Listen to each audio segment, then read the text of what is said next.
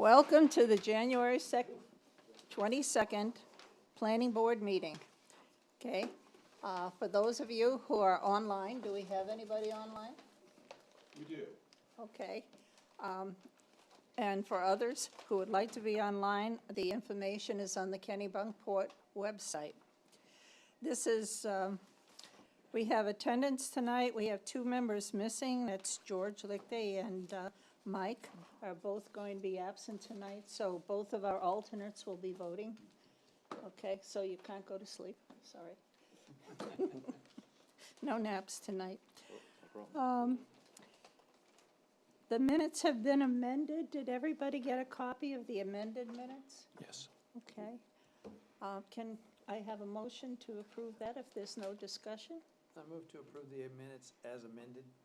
Okay, I'll second that. Ed? I approve. I approve. Approve. Okay.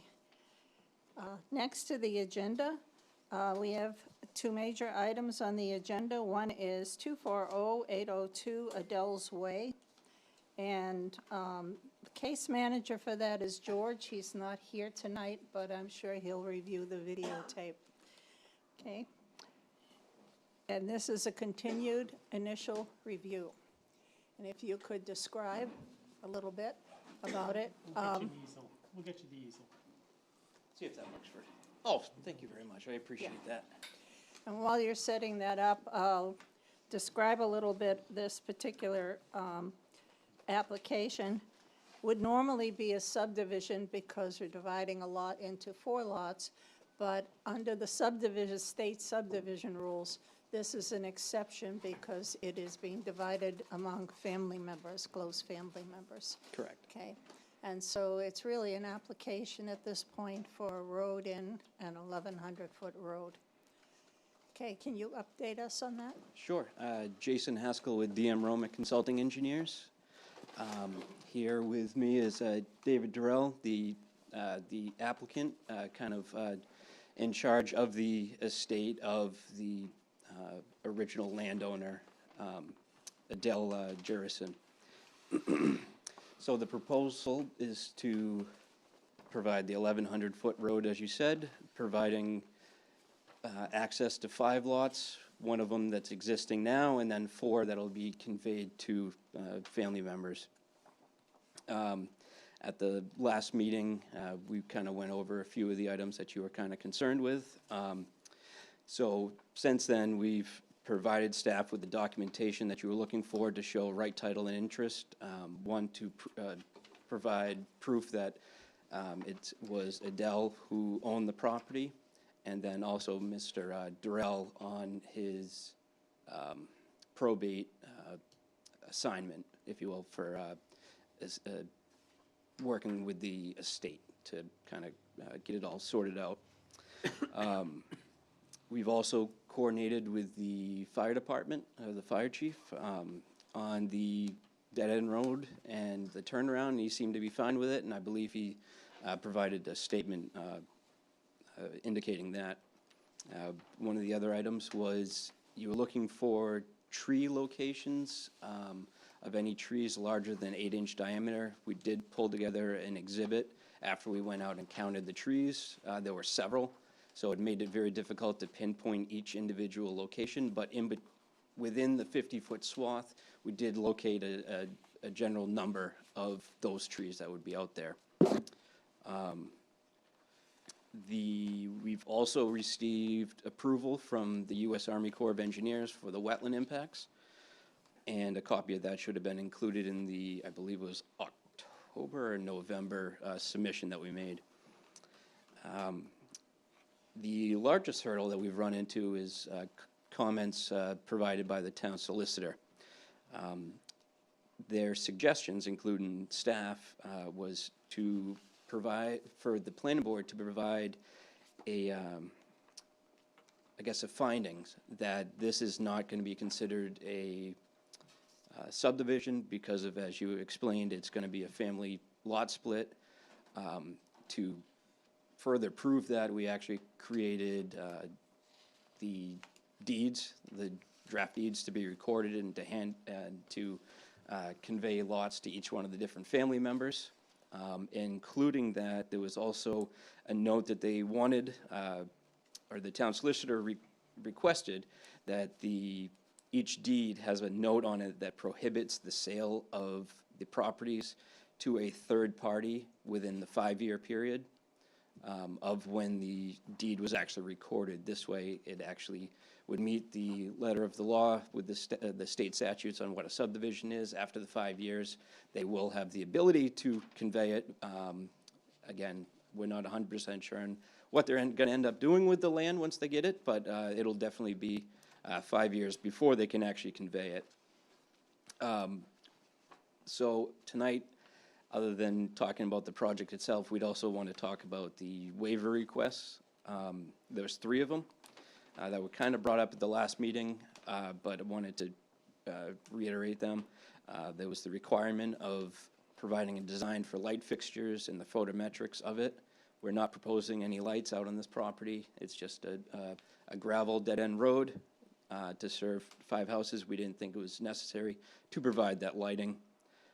Also, the location, dimensions, and detail of signs. I'm assuming this was based off of the site plan, the full comprehensive site plan review that doesn't apply to this project. We are providing a stop sign and a street sign at the end of at the intersection with Old Cape Road.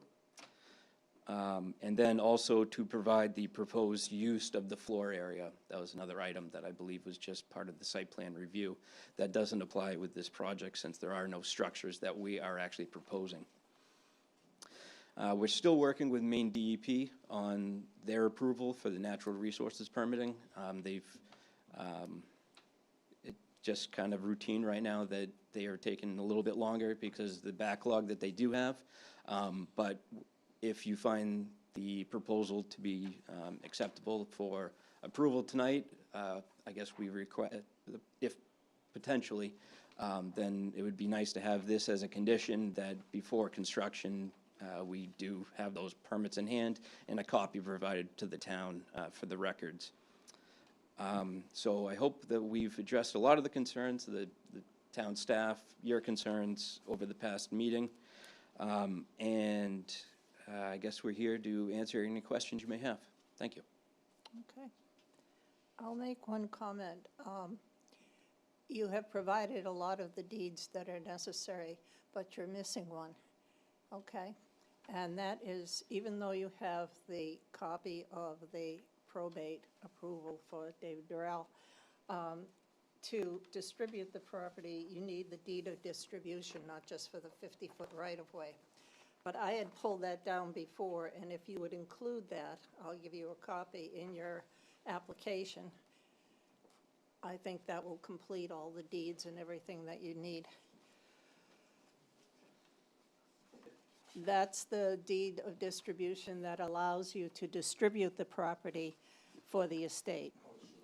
Okay? Okay, thank you. Okay. So you're waiting on an MDEP permit. Okay. And I understand the waivers. I don't have any particular questions in this. Ed, do you?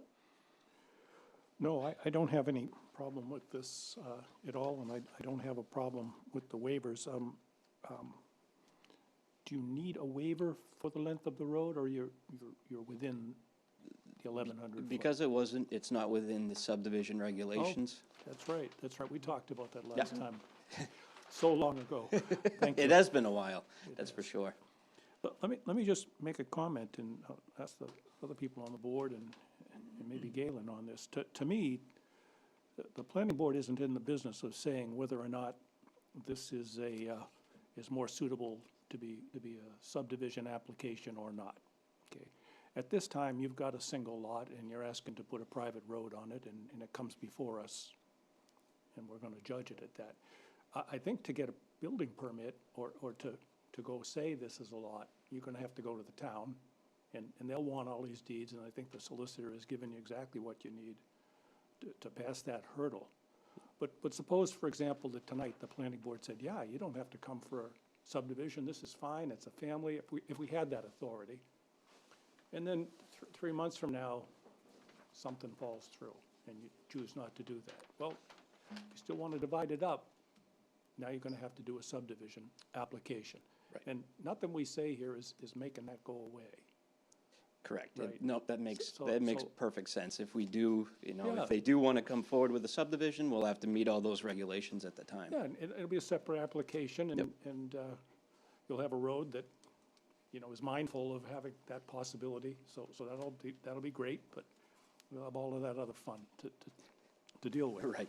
So as far as I'm concerned, I got my blinders on a little bit, saying, this looks like a road that, meets spec, and it's got some, gonna put a sign on it, and you've got some wetlands concerns, and Maine DEP is gonna, at some point, give you the okay on that, and we'll make that a condition, and it just seems to me that we wanna keep it that straightforward, if that's okay.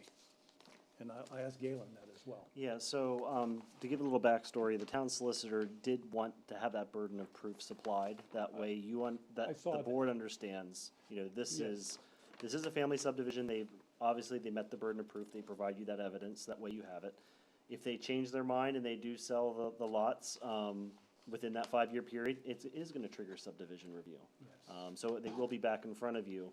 But the town solicitor was concerned about just making sure that we had that documentation in file. That it was a reasonable Yep. situation. Yeah, I just don't want, oh, yeah, we put these lots in place and nobody told us that those lots didn't meet the subdivision standards. And that's not what we're looking at, right? If the time comes and you do a subdivision review and you've divided the lots differently than is allowed under the subdivision regs, then that's gonna be an issue then. It'll be exposed then. Right? Well, it's pretty clear from the state rules on subdivisions that this is a subdivision, but it's a family subdivision, so it's exempt from exempt the from this. That's subdivision right. rules, right? And it's exempt from our review Exempt of from- those rules.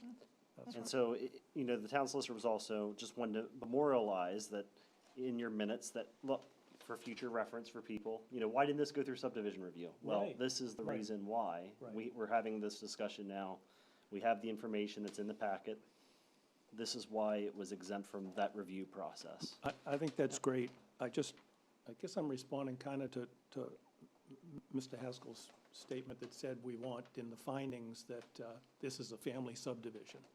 And I don't think that we're approving it as a subdivision. We're approving it as a road, I think and we're not approving it as a subdivision because the intent is that it will be subdivided at some future date, but distributed to the family. I They're not would- doing that now. I would think you would want to put that in there because they're designing the road standard for 4 or more lots to meet your requirements. And so Yeah.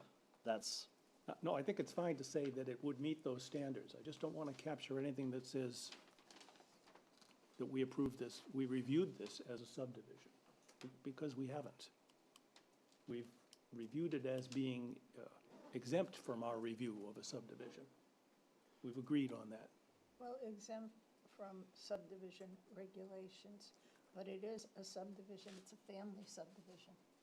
And that's exempt from the regulations. I understand. Okay. For example, what would be something that we'd look at? Is this on town water and sewer? No. So we haven't looked at test pits, we haven't looked at the location of the No, we're wells. not gonna look at any of that, We're because not those are subdivision looking at regs, any right. of that. yes. That's all. Let's make sure we don't give that indication in the findings that it's an approved subdivision by us. It's not. In the past, we have had the Camden Lane that was one that was a family subdivision, where it was a site plan review process by the planning board, and we did clearly say in there that it is a family subdivision. What was that? That was 10-plus years ago. Oh, before my time. Yes. Yeah. So I'm You have giving a you some better memory than institutional me. knowledge that there's, we've been reviewing documents. This is a family subdivision, and we're not arguing it isn't a Yeah. family subdivision, and it is exempt from the subdivision process. And I would recommend you keep it in the finding of facts as the applicant has suggested, because that's But the that's their reason. plan, and Yep. that's why we reviewed it as we have. Absolutely. I think that's fine to capture that. Yep. I don't mean to argue with it. No. I'm happy, thank you. Okay. Larry? Well, it looks really great. I was wondering about the northwest property line. Is that dark line is that the property line? And I guess the reason I'm asking is, does it meet all the setbacks? I apologize. Well, yeah, that one there, no, to you, the horizontal one. Oh. That's along the northwest edge of the road, right? Is that the property line? So Yes, this is the solid line on the lot division plan. That is the edge of the property, correct? And the road meets the setbacks required? Yeah, it's greater than 5 feet from the edge of the property line, which I Okay. believe was the standard. All right.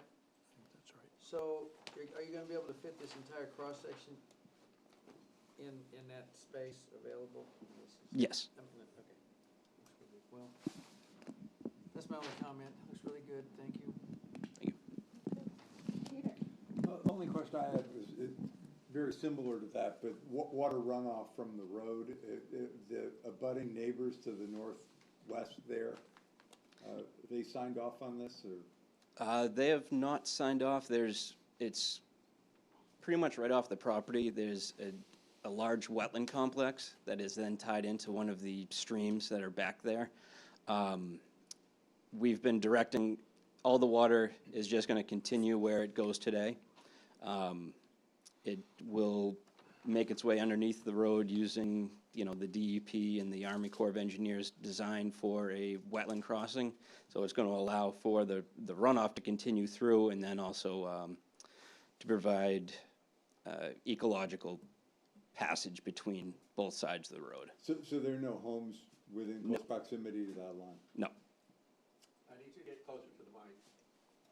Yeah, just make sure Oh. you're. Okay, I'm good, thank you. Okay. Joe? No questions, ma'am. Okay. So, I'll take a motion then, from somebody. This is a preliminary, This is a preliminary, so I move to approve the application is complete. a preliminary application. Preliminary application. Wait a minute. It's a site plan preliminary. application. It is a site plan Site plan. application. There's only one. So, Oh, just one. Oh, that's right. yep, that's right, yep. That's right, Okay, okay. Yeah. So, so in that case, I move to approve the Isn't application. there a public hearing? okay, I'll second that. Discussion? You're saying it's complete? Is that what we're talking about? I think so. This was a continued initial. Yes, I agree, it's complete. Are you scheduling a public agree. hearing or no? We need to schedule a public hearing, yes. Approve, yeah. Okay, Peter? Joe? Approve. Okay. So the next step is for the next meeting to have a public hearing. I apologize. No, maybe we didn't for the first meeting have a public hearing. I couldn't remember that one. Okay. No. All right. Any idea when that would be? Should be February February. 5th. February. 5. Okay. Okay, And then would we be able to get conditional approval at that point? Hopefully, we do hear back Yeah. from DEP at that point, but. that would be nice to have that permit, yes. Great. To ask George if he can draft a. Yeah, this is George's case manager on this, so I'll check with him and see if he can draft the findings of fact by then. Yep. That would be nice to have that read on that one. Okay. Great. Thank you very much. Thank you.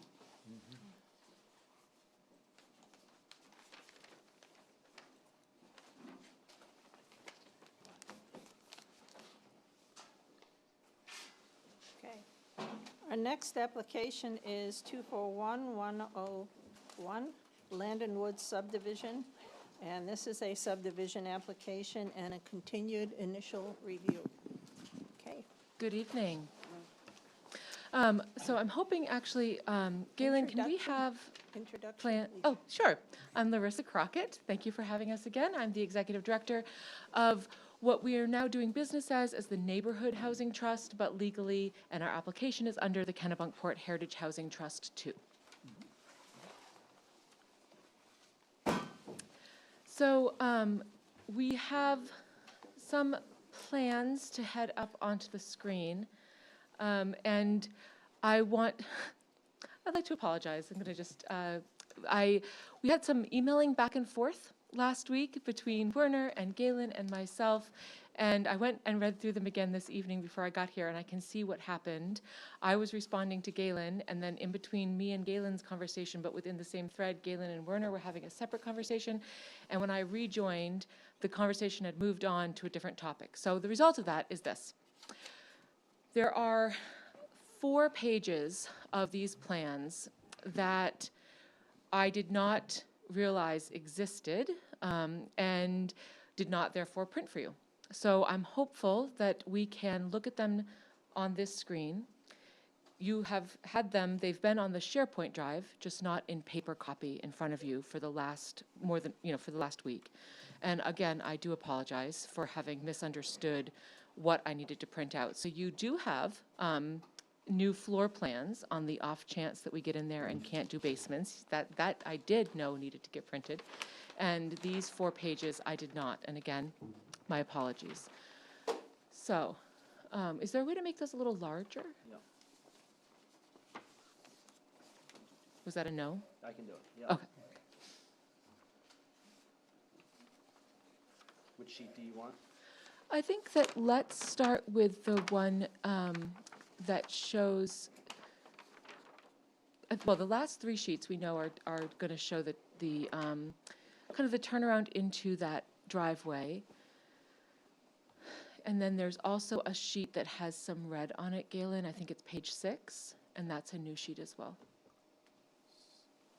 So this is the, Walsh provided for this project, the passenger vehicle turning into driveway 1. Oh, sorry. Oh, don't know where there you go. So this is that illustration right there. Next sheet you have right here is for the fire truck turnaround schematics. And let's go up a little bit. That's just the detail sheets. I think there was another turning. We go down a little bit. This is another passenger vehicle. Oh, well, I don't know why you're doing this. To building 3, I believe. Yep, building 3. Why is this doing that?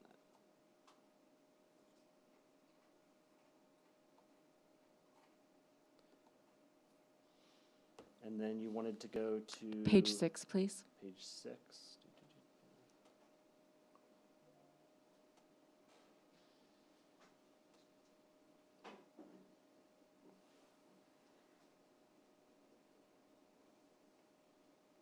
This is Pete.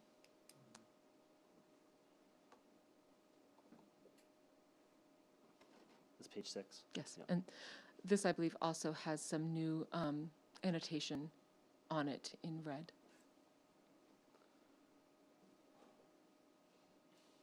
So you did address the meets and bounds. There was the question about the vegetative cutting to the different well locations. So you'll see that Walsh did update that as well.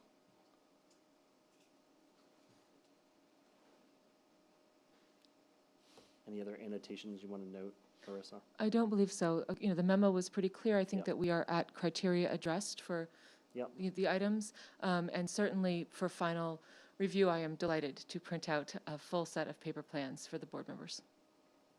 Did you want to discuss about the tree survey? I sure do. Yep. So so we went out, we had our board president, and we had a future homeowner that has been already identified through our previous lottery. We had a select board member, and we had my children who have long understood that their job is whatever my job is, and my spouse as well. And off we went with our lengths of pink yarn, cotton, to be able to hang out there, okay? And we identified 23 total trees within the area that both the road and the homes would be going into. They were exclusively pine trees and oak trees. And we did not, and that is in that entire swath area. So some of those would not be felled, but they are within the area of where the road and the driveways and the homes would be sited. That we did include trees that had double trunks, okay? So we didn't, so if a tree had two trunks coming out of the same base, we measured that at so that 23 includes those double trunked sort of trees. A good, probably 5 or 6 of them did include a lot of dead wood on the trees as well, but that there were 23 total, and majority were pine, but with probably about 8 to 10 of those being oak. And they're still marked. We, of course, as we've been very clear from the beginning, it is not our pleasure to cut any tree that does not need to be cut. They are marked, and if we can avoid them, we are happy to do so, and they've been identified. And that's where the buildings and the roads would go? And the driveways. Or the whole building area that's going to be cleared? The whole building area. So we Okay. we just looked at the whole building area. We figured because we have not had PATCO out, marking exactly where buildings are going to go. We're going to, get there once we're through the approval process. But just a general idea of, okay, we know that this portion of the lot is set to be developed. Go team, off you go. So that's what we did. And when we hit the wetlands, we said, well, we know we're not cutting here. So we stopped.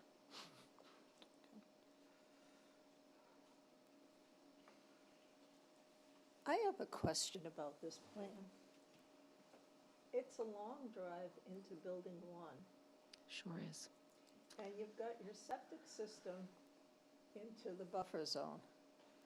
Why is it that you can't take building one and move it halfway down, closer to building two, cut that drive in half, and put the septic system outside of the buffer area?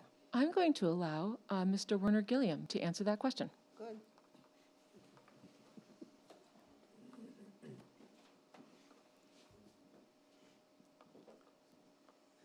Good evening, Board. For the record, Werner Gilliam with Walsh Engineering, here on behalf of the Housing Trust. So, yeah, no, those are good questions. I think we looked at a number of different, locations. I think in a previous iteration, the house was sited somewhat closer.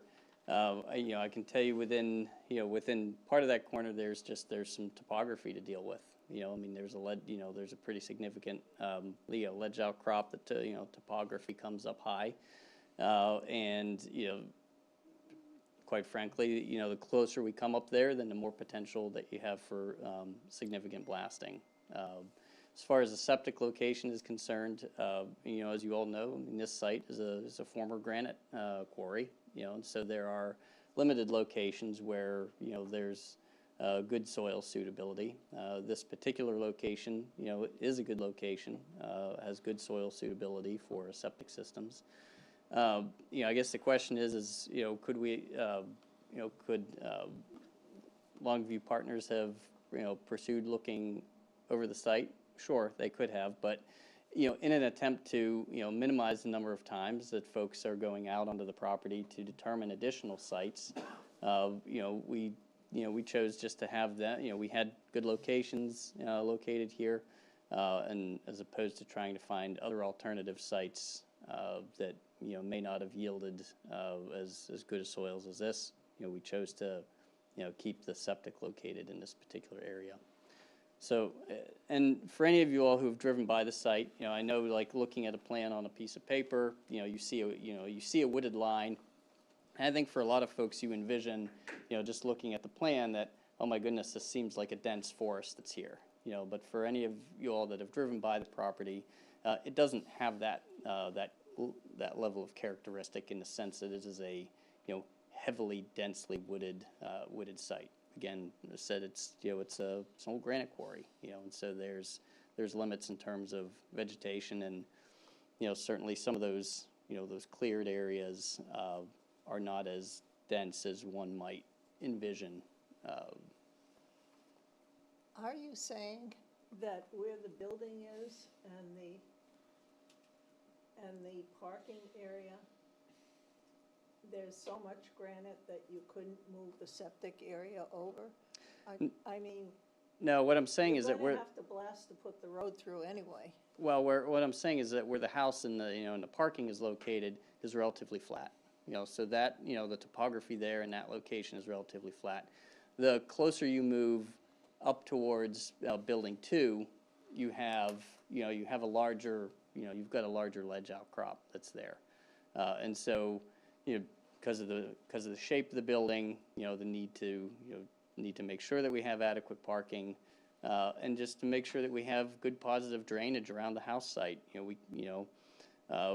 We're choosing to move it a little bit further back as opposed to putting it in a location where you'd need to do some more significant blasting just to get the grade to work around the house.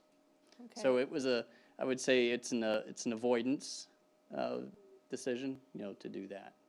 Okay. Well, Can I- I'm can I- just thinking in terms of your buffer there, Strip, which needs to be treed, under the subdivision regs. You've got a septic system sticking out there, and you don't want trees around it, because you don't want tree roots in your septic field. Yep. Yeah, and certainly what you see indicated there, provides for an adequate buffer for that. The footprint location that you're looking there includes the fill extensions, which is, we know you don't want to have any trees within the fill extensions. Those areas need to be cleared. And so you'll see that there's additional clearing, that's shown around the fill extension. Okay. So I was actually out at the site today. I walked around for a few minutes, and adjacent to Beechwood, there's sort of looks like Beechwood is elevated above the property in that location, seems like. Because I had to walk down into sort of a gully alongside Beechwood and then get back up on the road. So is this gonna be down in the ditch alongside No. Beechwood? No, it's further back. It's further back into the property. But it'll tend to drain into that ditch, I suppose. No, I mean, the system itself is elevated, high enough so that it's, you'll have positive drainage that'll continue down Beechwood. That won't negatively affect this, this particular field. It's elevated, high enough, and they'll be able to positively grade around it. Okay. Okay. One other comment for Larissa. You provided a statement of good standing for the Kennebunkport Heritage Housing Trust, but not for the Kennebunkport Heritage Housing Trust 2, which is a separate corporation. So that needs to be corrected.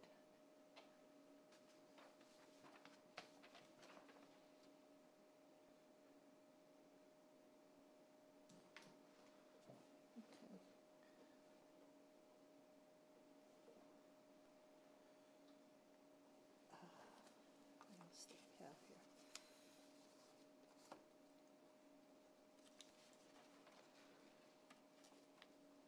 I noticed sometimes among the waivers, it was noted that there was talk about a waiver for overhead utilities, but actually, I think that just needs to be approved. That's just a planning board action. I just Yeah, it's try to not a- keep that in a, It's not a waiver. yeah. I wanted to try to keep all the things that we really, as staff, wanted the board to take action on, and especially that first page. That way you see, Yep. okay, this is some action items. It'll give some guidance to the applicant, as well as clarity for the staff on what direction the planning board would like to take. So we would like action at least on these waivers or actions that need to be taken. So for that 415-12.8, grant overhead utilities for affordable housing, that's just a vote to say, we think that they should be allowed to have overhead utilities. That's not a Right. waiver, it's just a action. Right. And so those are just waivers. The others are just waivers, basically. Yeah. Okay. Good standing. Did you say last time there were gonna be 6 wells? Yes. Okay. So you're gonna give us an updated plan where all of those 6 wells are? That, I believe, is being submitted with final application, yes. Okay. All right.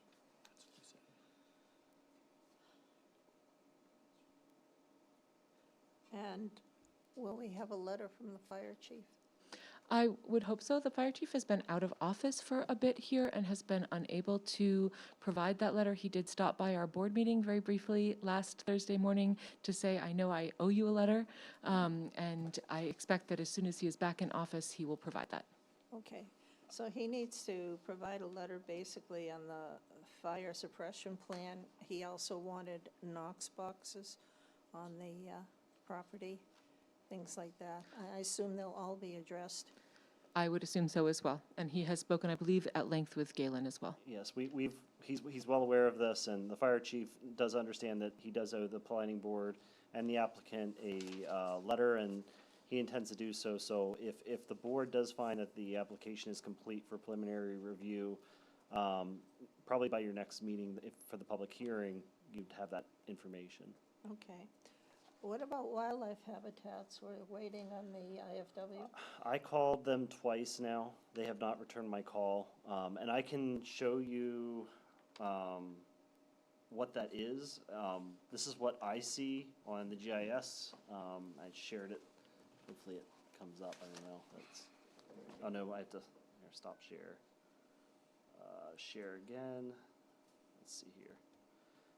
This is what I see, and I'd like to know more information, so the planning board and the applicant all understand, like, okay, is this an outdated habitat area? All it says is it's just a rare animal, and you can see there, it just says rare animal as the name. So I don't even have anything to give you a perspective of, is it a certain nesting habitat time frame where they can't do any activity? I don't know. And the state I've reached out to twice, and to no avail, they have not returned my call. Looks like an unpopulated template, almost. Maybe it's rare animals for quarries. Well, you'll see right here that if I go over to the next buffer over, you'll see that it does give me the species of this. It's the salt marsh sparrow. It explains information about that. But for some reason, I can't explain it. This one just says rare animal, and could be a mouse, could be a bat, could be anything under the sun, but I don't have information for you. Okay. Yep. All right, so that's still needed.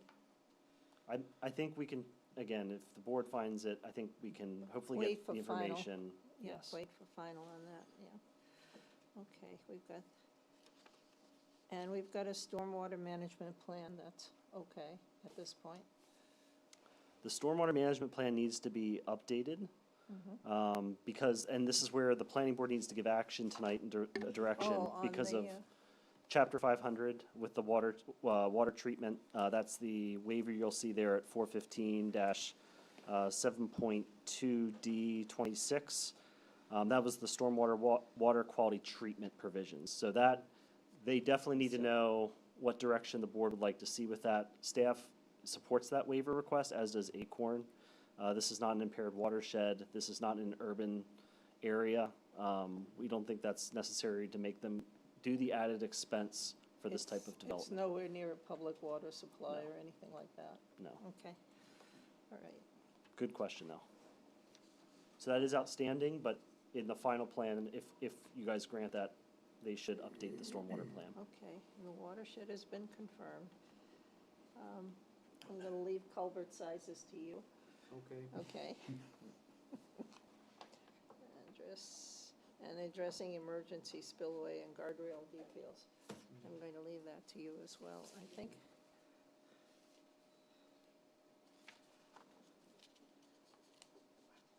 Blue spot, no. You know, when I look at the GIS maps, probably Werner would know this, there's a little blue spot in this thing that looks like a little pond. And I know that the GIS maps can be wrong, but it looks like a little blue spot right up where, somewhere in the vicinity between the drives to Building 1 and Building 2.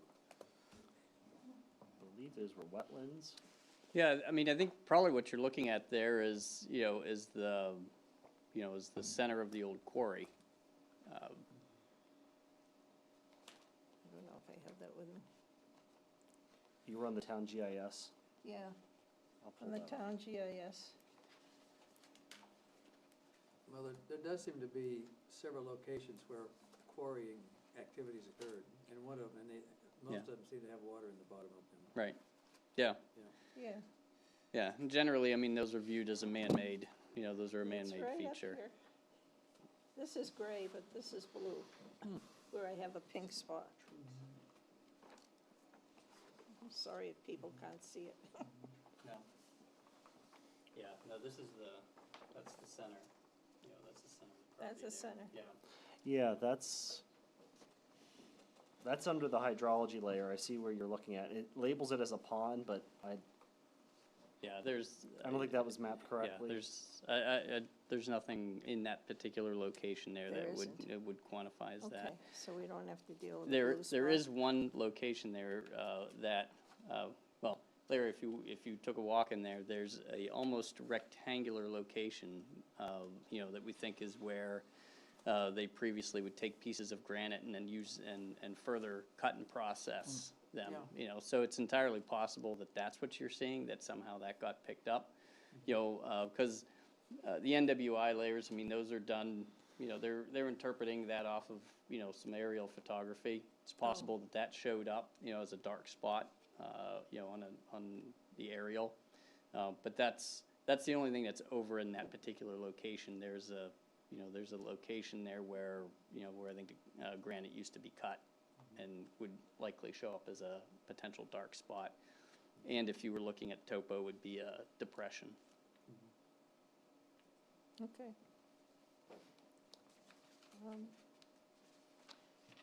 At the moment, it's a very excellent ice skating rink, very, very smooth, and the very cleanly cut rectangle walls do make it feel quite intentional, should you wish to pack your skates next time you wander.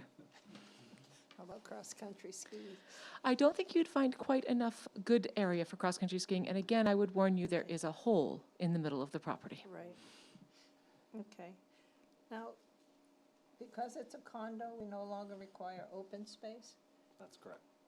Because the whole lot is, I mean, they're not developing 20% of it, so, Okay, We require it, but it's met yeah. but it's met. readily. Okay. All right. And, And it will meet the criteria of being owned in common by the owners, right, so. as one unit, okay. I think that's all the questions I had right now. Okay. Did you get the application updated, the Yes. pages that, I resubmitted a complete rewrite of both the official form as well as the I narrative. can get a copy if I It's online, yep. open the street up again? Open the street. Elm Street was Oh, closed. yes, once it's open, yes. They should be done tonight, so, Okay, very cool. yep. That's all I was looking for. A question on the couple of updated pages that you showed initially, the one on the, I thought the issue with the turn radius on the street, the driveway to Lot 1, wasn't for a passenger vehicle, but rather a concern that a fire engine was gonna have trouble making that turn. Is there any thought that concern was real? So, yeah, that is a question that was brought up. It's not a standard that you have in terms of No, a no, I driveway understand standard. that. But I think, it's a fair Just a question. practical concern, It's a that's fair all. question to ask. Yeah. I think one of the things that, we have in the design, I mean, all the driveways are situated such that they enter 90 degrees onto the road. I think that particular one, I think with a shift in the angle there could alleviate, those concerns. It wouldn't be 90 degrees, but it would face more directly, you would angle it directly more towards looking at Beechwood so that, you'd have a little bit of a softer turn radius there. But again, you wouldn't technically have a 90-degree turn there, and that would give for a little bit of a wider, a little bit of a wider pavement area, for a truck to turn in there. Yeah, I'm not harping on, the letter of the law or anything, Werner. I just didn't want that thought to be lost. It seemed like Sure. a good Yeah. question, and Yeah, and I mean, if Walsh- the board's fine with that, we can tweak that driveway a little bit. I think so safety is a trump so card that the here. radius is there. Right, safety is the trump card. Yep. Yeah. And it's not a major thoroughfare, it is the internal turn to a Sure. driveway. Yep. Yeah, I think. Yeah, you no, got the- and for sure, you know, I mean, I know from conversations with the chief, you know, he's concerned, you know, they've, you know, volunteer drivers, you know, and so that's, Yeah. you know, it's, you know, nobody drives, you know, a tractor trailer every day, you know, or a large, you know, large piece of equipment, so, you know, definitely understand, you know, those concerns. If you're telling me it's But yeah, I it's think on the we, radar, then we can do an adjustment as long as the good. board's fine with that, not, you know, that driveway, you know, isn't gonna hit 90 degrees on it. You know, if the board's fine with that, yeah, we're happy to make that as an adjustment. I'm seeing, yeah, that, Yep. take a sensible approach. Another question, since Werner was kind enough to come tonight, we talked a little bit about guest parking last time, and the thought that there's 2 parking spaces for each one of the homes, 4 for each building, I guess, and if they have a guest, is there room on the sides of the road for a car to park there? Somewhere on the properties? Yeah, I mean, certainly, I think there's, you know, there's enough, you know, cleared area and shoulders off on the side. You know, I don't know that anybody advertises, you know, or specifically designates that. I mean, you know, we're Yeah, they have a obviously, graduation or something like that. right, yep. You So- certainly, you know, you certainly have enough, you know, width on the road there as well, you know, with the, you know, with the That'll be shoulders. cleared and, Right. yeah, okay, Yep. Just as a practical point. Yeah. perfect. Thank you. That's all I had, thank you. Okay. Larry? I just had a couple of questions. So, I was reading I guess it's the ACO report, and they talk about the hydrogeologic assessment. Where are we on this? I mean, it seems that it might be desirable. I thought we were requesting a waiver for that. We are Well, distinctly they are, requesting a but- waiver but for that. That's why I'm asking. Mhm. Why, are we sure we want to grant the waiver? Because if you look at the Acorn report, they talk about basically the development is twice what's recommended. You know, you've got 6 units on 4.8 acres, which is basically 300,000 square feet, which would be 50,000 square feet per dwelling unit, and that exceeds the 100,000 square foot per dwelling unit. I guess it's in the regulations. I'm not quite sure about how this all merges together, but you know, the hydrogeologic, well, to me, when I was out there, I was impressed by how much granite there is. I actually got up on top of that 70-foot outcrop. It's quite interesting. The land falls away to the south and the east. And there is so much granite that, I don't know, I think the hydrogeologic assessment might actually contribute to improving the location of the septic systems and the houses, to be honest. Particularly since the dwelling density seems to be greater than the recommended number. And this isn't over any sand aquifer system, Well, though. that's what they say. It's not over a sand, Right. yeah, a So gravel I think or that sand that's top. more of the concern of why you would have that type of a study conducted. But especially for an affordable housing project where they're trying to keep things in perspective. Certainly, it's a prerogative of the board if you would want to require that, but it's not a requirement. Well, I'm just asking, you know, have we considered this enough? Are we sure we want to grant a waiver? That's my question, Mhm. yeah. And I don't really know. I know it's a complication. I mean, I'm Yep, aware of yep. that. Why would we give more of a waiver if there were sand or less likely to give a waiver if there were evidence of a sand or gravel aquifer? Because that would, Leaching in. water would permeate the soil very quickly. Right, so the risk is that you would contaminate then the groundwater with the with your- project. So that's why they require those assessments. But Warner, do you have anything else to add? Yeah, no, I was gonna say the exact same thing. You know, I think the question is what are you trying to protect here, right? Yeah, You know, and what's what the you, benefit of a hydrogeologic Right. assessment, and why don't you need one? That's the right. question. Exactly, yeah, and I think, you know, and it's a valid point, you know, it points back to, you know, what do we have in terms of, you know, a sand or gravel aquifer on this site? You know, that we would be concerned that this density of development is somehow going to impair that sand or gravel aquifer, right? That's what you're looking for. Hence, you've also got the density, the density number, 50,000 versus 100,000. 100,000. I can't give you any of the science behind what that number is. Whether exactly what it's tied to, other than a density discussion. But somebody smarter than us, figured that out to say, all right, well, if we've got a density of a unit per 100,000, and even if we're over a sand, I'm just taking a little bit of liberty here, even if we were over a gravel aquifer, that this type of study wouldn't be necessary, right? So, I would just say, given the nature of the site, I don't think it's going to give you any. You're not going to get any aha information, that's going to direct us into developing the site any differently than how we have it laid out. Okay, all right. So are you saying that, what kind of water are you looking at? Something that drains from the septic systems, or just stormwater that flows over granite Could be a little bit of both. into another area? It's primarily, we would primarily be dealing with that on septic sites, right? So you'd be less concerned if you had a site that was, that was sewer and water, that was municipal services.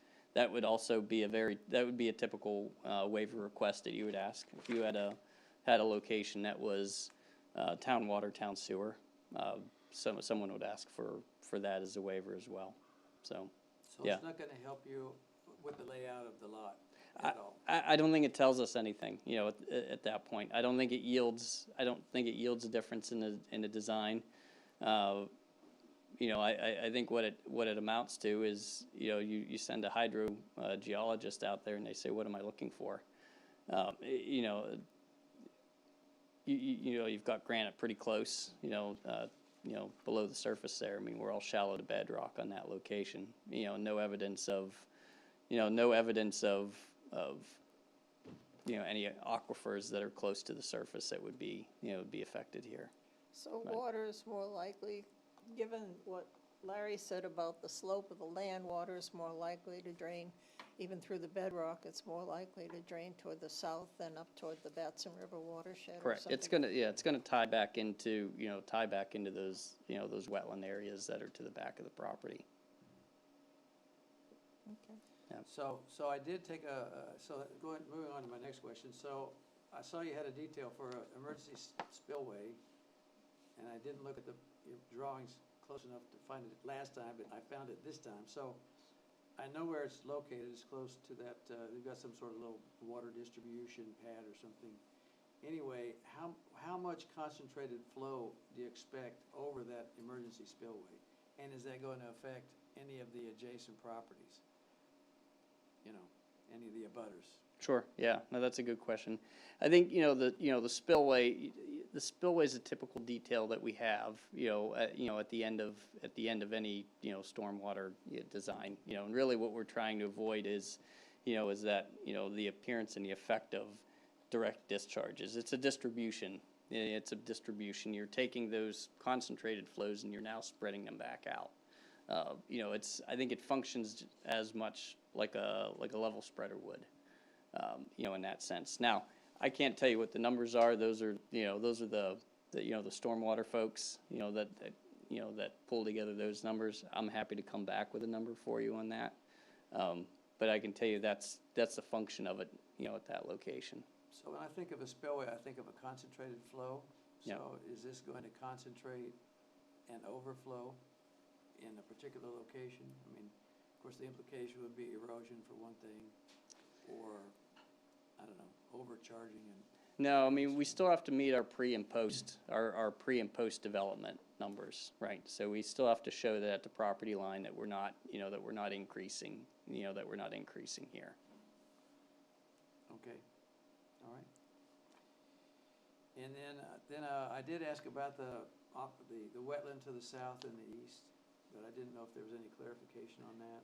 That's the one that's over by Unit 3. Yeah. Correct. Unit 3 was, Yep. you showed part of it on the map and then you just cut off, and I know it must continue.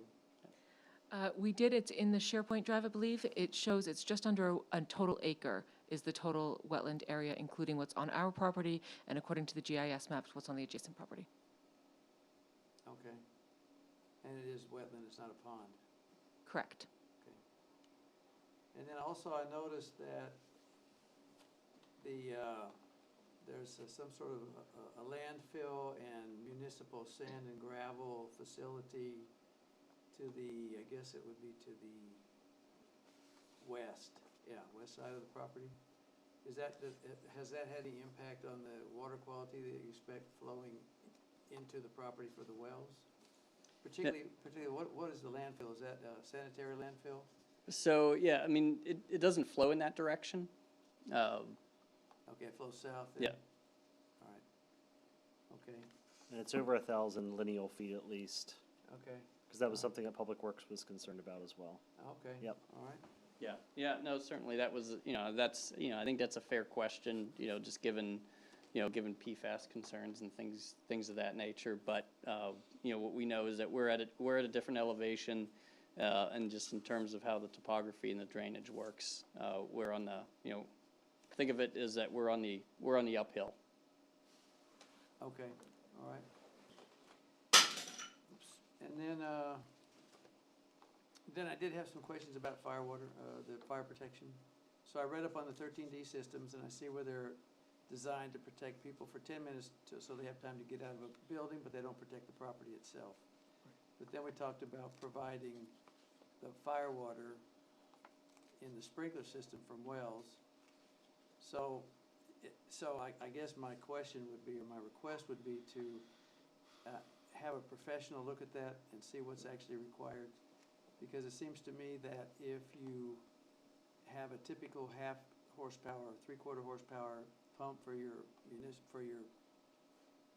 domestic use, it'll be undersized for your fire sprinkler need. Of course, you could oversize that, or, the solution I've seen is you have a tank with a centrifugal pump.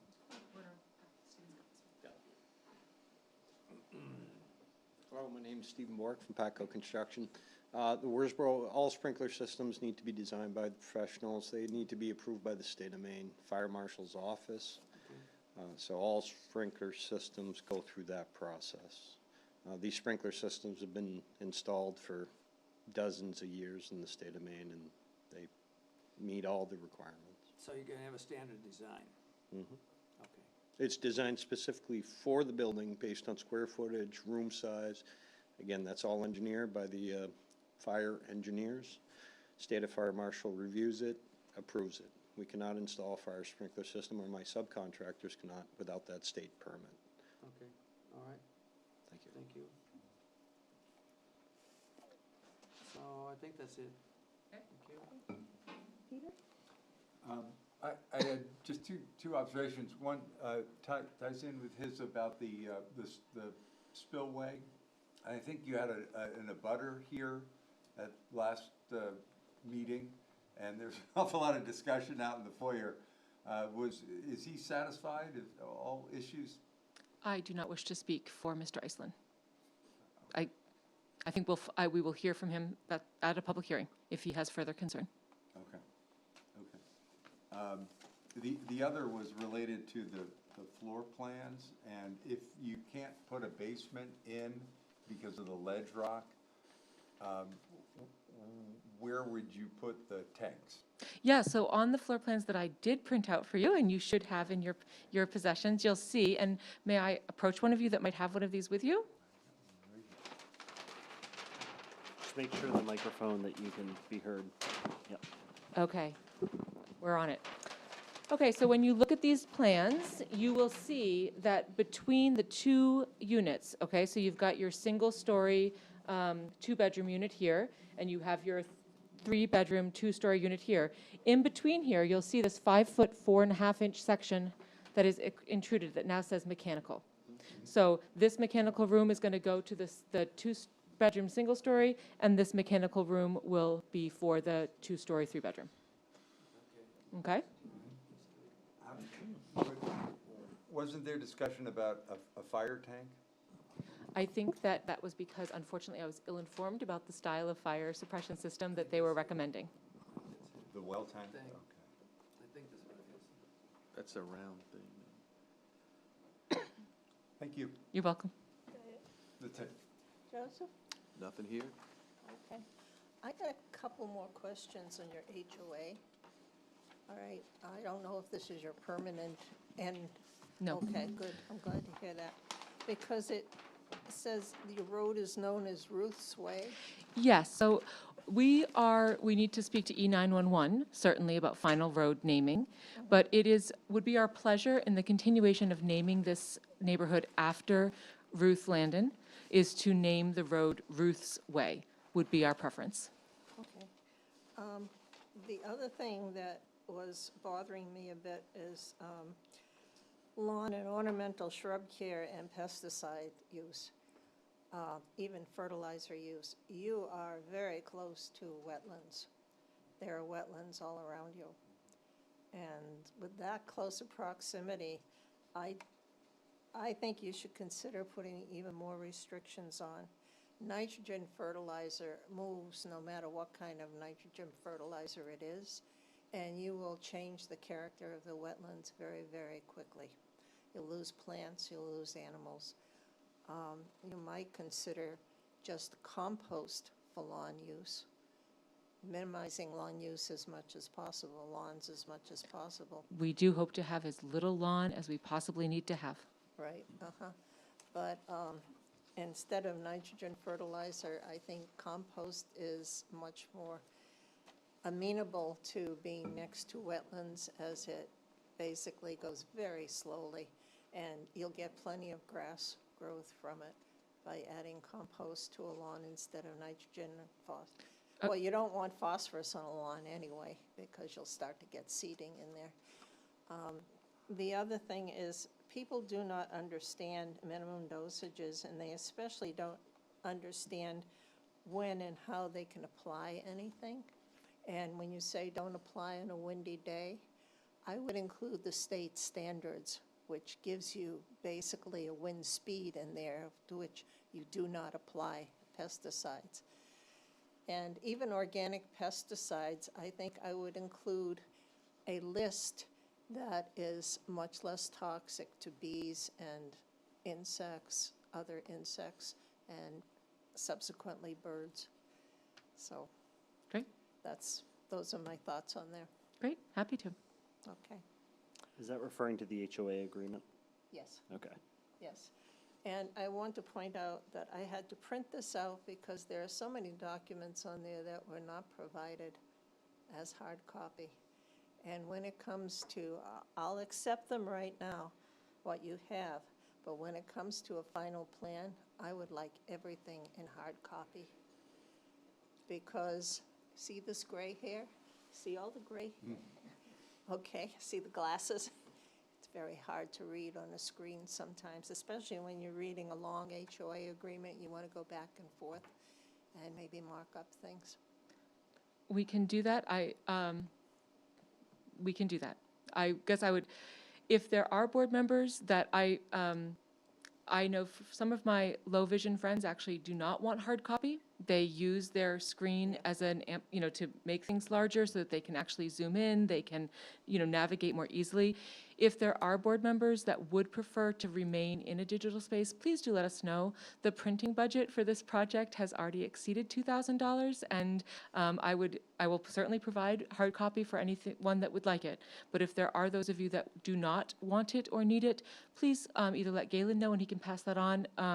It is a significant cost that we would be happy to avoid if it is not necessary. Okay. And we appreciate saving trees. We certainly would appreciate saving those trees. I appreciate saving trees too, but when I have to print something out, I am using paper and I'm using an inkjet printer, and you know what the cost of inkjet is today. It's more than the printer, that's for sure. That's how they make their money. So even using cheap ink that gives you different colors than you expect, so. If there are no more questions, discussion? No? I'll take a motion on this application. So this is the preliminary, right? This is a preliminary. So I move to approve the application as complete. Okay, I'll second. okay. Ed, I approve. I approve. Approve. Thank you. Peter, did you? Yes, okay, thank you. In that case, then, we have the decision as to whether to go forward with a public hearing for the preliminary application, or to hold off for the final application, or to do both. So, again, before we proceed with that, I would like you all to take action on the waiver request or the actions that are outstanding, just so it gives them clarification too on their Do plan. we need to make a waiver on the standards that you were pointing out? Yeah, so if you have your memo in front of you, 415-7.2D10 is the high-intensity soil survey submission, so they're asking a waiver from that submission. There's a waiver request for 415-7.2D13, which is the high geological assessment. The tree survey they've already supplied, so that requires no action on your part. They are requesting a waiver to cut within the 50-foot forested buffer for that septic design Right. location. And that's 415-11.8A. And then 415-11.9 is the reduction of the 50-foot right-of-way to 40 feet in length. 415-12.12J is the sidewalk installation, so they're asking for a waiver from that.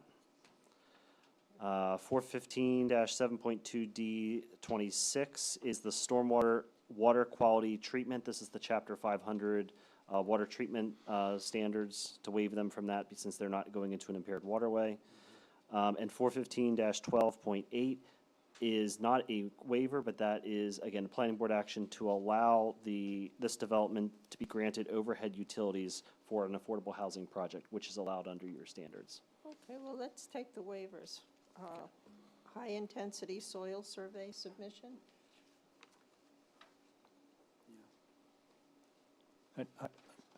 I'm in favor of all of those waivers Wanna take that them he all just together? enumerated. Well, unless there's further discussion on any of them. I just have one question. So the reduction of the right-of-way from 50 to 40, is that due to constraint on the lot size? So you're squeezing it in there. I notice you're gonna definitely have The road width is not being asked to be waived for anything. It will still be Yeah. the road width standard. We're just looking for the right-of-way to be shortened, to be narrowed. yeah. And again, consistent with having overhead utilities, that's one less thing to worry about from using those right-of-ways would be for buried Yeah. Utilities. Okay. So when you reduce the right-of-way to 40 feet, is that where that wooden barrier goes? You got that detail on your detail sheet? Are you gonna need any safety mechanism, I guess is my point.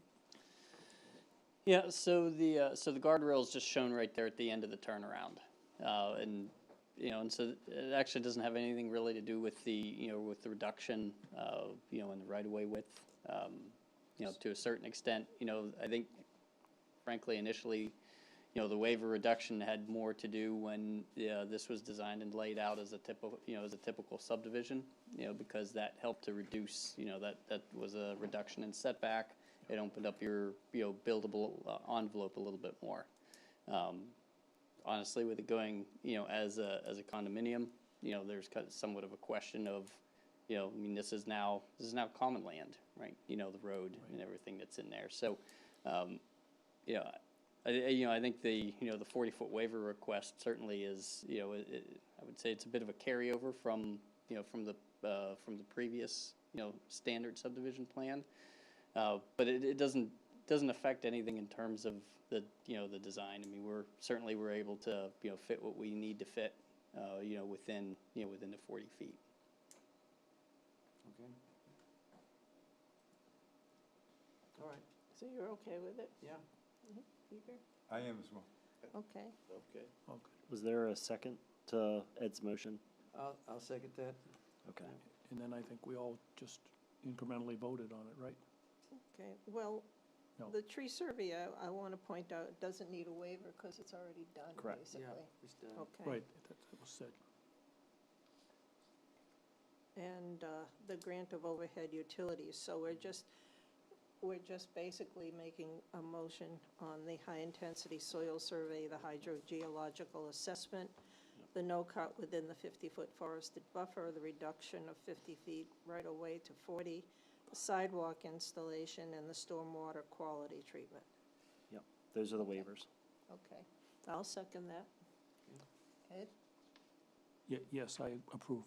I approve. Approve. Approve. Approve. Okay, so. Give me a minute, since I'm the one who has to write this up. And we approve, we grant the overhead utilities for affordable housing, correct? Yep, and that is Yeah. section 415-12.8. And that just requires the board to make a simple motion and to authorize them that they can have overhead utility lines for this project. So moved? I'll second. Okay, and approve, Yes, approve. approve. Approve. Approve. Okay, so that's approved. Okay. Okay, now you just gotta pick your public hearing date, right? Right, now, we have the option of having a public hearing the next time, or we can go right to the final submission and then have the public hearing then, or we can have two public hearings, one after this preliminary and one after the final. And how do people feel about that? I do want to point out for anybody that's out in Zoom land, or any abutter, that you can write to the board at any time. You don't have to wait to attend a public hearing. If you have concerns or issues, that you can email the planning department, and they will get any concerns or issues to the planning board, or you can write a letter. Or compliments. Or a compliment, yes, sometimes we get those too. Yes. Okay. So how do you feel about public hearings? Do we need one for the preliminary plan? I feel that it would benefit the trust and the relationship of the trust on moving this forward to get public hearing at the earliest possible date. So can I ask a clarifying question, please? Is there, so where this has been, I believe I understand, voted to approve it as complete? Yeah. So that we can move on to final? Yes. No,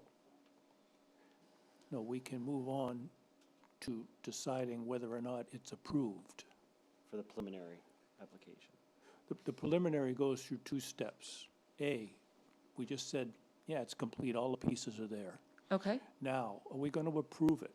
And, you might take the read from the board that we haven't come up with anything that sounds like we're not going to approve it tonight, but do we want to hear from the public?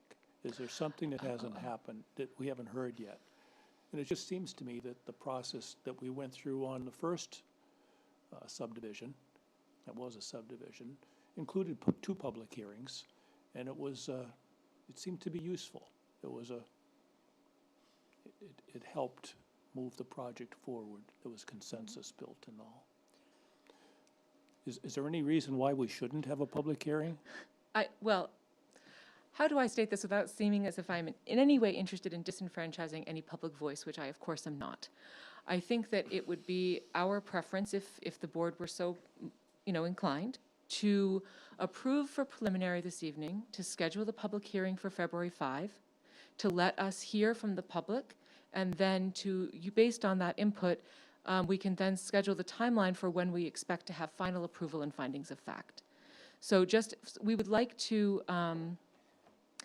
it would be our pleasure to break ground on this project with the road really as soon as we can, so that we can get our building team in there. Patco has been nothing if not extraordinarily gracious in their continuing willingness to work with us after it's been almost a year since we awarded them this contract.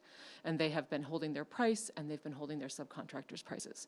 So it is our hope to have our approvals with the full process, of course, in place sooner rather than later so that we can get moving on that. We'd like to have these homes for sale in August. And so which is ambitious, but Patco They're ambitious people, and we approve of that. So if it would be possible to have preliminary approval this evening, public hearing for February 5, and schedule the final process as you see fit from there, based on what we hear, that would be our pleasure. So if we were able to approve this tonight, there would be no public hearing for the preliminary phase, Correct. period. And now you would break ground on the road, let's say. Not until we had final approvals, but we will go out to bid for road construction upon approvals from a preliminary, preliminary approvals. So you would go with the plans as is, and you would go and you would commit these funds and, start the project? No. No, you wouldn't. We will not, our goal is to, as soon as I have preliminary approval from this planning board, Yeah, we will go out to bid for road construction based on the plans of Walsh Engineering, as they exist today. as they exist today. Yeah. The road plans, just the road plans. What we normally do after preliminary application is found complete is we send out a letter to you indicating basically that it is complete, and usually I'll include the waivers if they're approved as well. And that usually constitutes an approval. That's how we've done it in the I'm past. trying to make a point that I don't think I've made yet, and that I think you're assuming risk if you don't have a public hearing now unnecessarily. That's all. That you may have something happen at the public meet that gives you some piece of information that you say, oh my goodness, I didn't want to put the road there. I have to make a change. And we will The not sooner have, you find that out, the better. And if we're going to have a public hearing, then we're going to do that before we vote on whether it is approved or not. I This understand. phase, that's all. I understand. So that's why it's my advice to have it. I understand that it may still be opportune for you to take that risk, but I don't want you to think, because there will be a public hearing for the final. Yes, and we certainly anticipate that and look forward to that conversation. Yeah. We do not feel that we would be taking on any financial risk from simply going through a request for proposals process, a bid process, if you will, for road construction. We will not have awarded that contract, we will not have outlaid money to that contractor until we have final approvals, but we don't want to wait for final approvals to start that process. You certainly can get a read from the board tonight that says, barring any surprises at the public hearing, would we be approving it on the 5th of February, if that's helpful? And then you could still have that public hearing and get that feedback. Yeah, my thought is that a public hearing at this point could be very useful. I mean, this is an opportunity for the abutters to let you know how they're thinking. To embrace it. I mean, Embrace it, hopefully. yeah. Certainly. Our goal was to have a public hearing on February 5. Yeah. We just had pictured that public hearing being more informative of the final approval process, not a finalization of the preliminary approval process. So would that be helpful then, to schedule the public hearing for the 5th and the formal approval, which, may not happen if there's some big surprise at the public hearing, which is unlikely. But we would poll the board tonight to say, how do we feel about it? Would we approve it, assuming nobody shows up for the public hearing? So, to be clear, Yeah. the final plan application requires a 30-day review process by Yeah. the planning board, Yeah. Correct. before we can even review it as a board. That timeline that was Months just away. explained that's not jiving with what I heard. So the way I Oh, see this is I if we missed have that. the, I missed that. if we have the public hearing on the 5th, Mhm. and there, and we were motivated, we could make the approval of the preliminary version also on the 5th, but then we still have to wait 30 days Correct. That's to right. consider The to- final to- plan. To go through the final plan. And that's Yeah. if the applicant had all the information Yeah. all ready to go in 2 weeks, which I Right. think that's an ambitious Yeah, plan. just want to make sure, yeah, the timeline's Especially clear. from consultants that might have to go back to do. And then, revisions. and then the submission of the final plan, we would consider that in early March. And that starts the clock. That, and then that would still also possibly require 2 steps, Yep. 2 meetings at least. So, you're looking at the earliest you could expect a final approval would be like the middle of March. Yes, March 19th. Okay, okay, you're aware. Yeah. Yes, sir. Right, okay. And that should very nicely coincide with road closure for frost. We have got our Gantt chart ready to go. Like, so, we would like to be as expedient as we can while not disenfranchising anyone that wishes to weigh in on the project. But we do believe that we have met the ordinance requirements and that we would like to, move forward if we can. Yeah, well, Well, the ordinance requirement that do not cause any detrimental effect to abutters, for example. That's the only place that I can see us, getting concerns before us that we haven't heard or anticipated. And I don't anticipate them, but that's why I'm harping, for lack of a better word, on this thought that it would be beneficial to have that public hearing earlier rather than later. Yeah, I think it'd be beneficial for the project to have a public hearing. next time. And that, if you have confidence, as I'm hopeful that you do, that there won't be any major surprises or showstoppers at the public hearing, then perhaps you would be willing to initiate your contracts going forward for the road based on an assessment from the board tonight, saying, this is how we feel about this. So that I understand this proposal, then, we would have a public hearing on the preliminary application on February 5. We would hope to leave that hearing with a approval of the preliminary application and an invitation. Our team will, of course, get those materials as very quickly as possible we can into the planning board so that we would have a expectation and a dream of March 19 for final approvals. And that would be, I'm assuming, a final public hearing would accompany that March 19 date? Well, it'd be March 1st for the. March 5? For the for the preliminary, first- Yeah, for the for first consideration of the final the version, initial review of the final. Initial review, and then, of course, that'll be followed up by March 19th of the final approval. that would be, well, That's the very shortest time frame. Yeah. all right, yeah. Let me clarify that.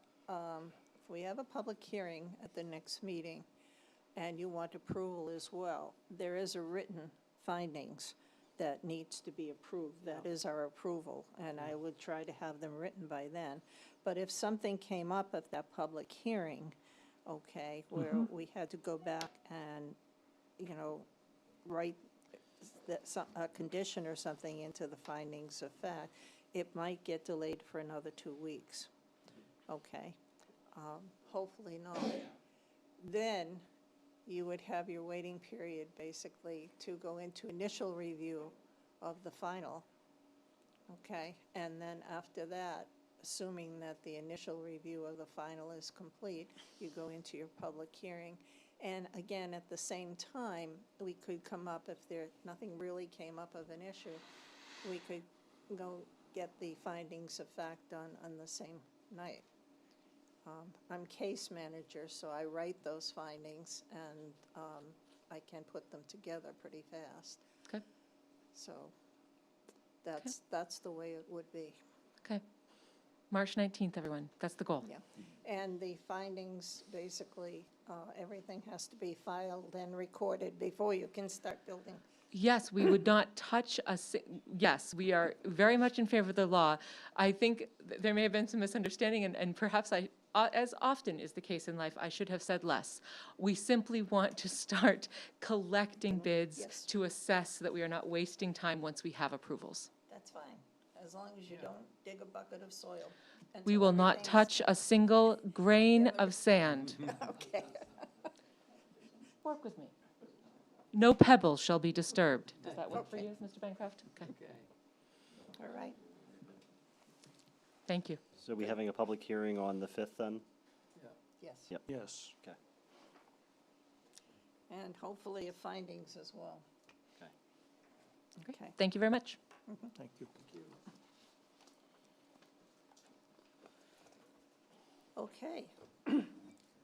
Well, that concludes regular business. as far as applications are concerned. However, we are back to continuation of review of the bylaws.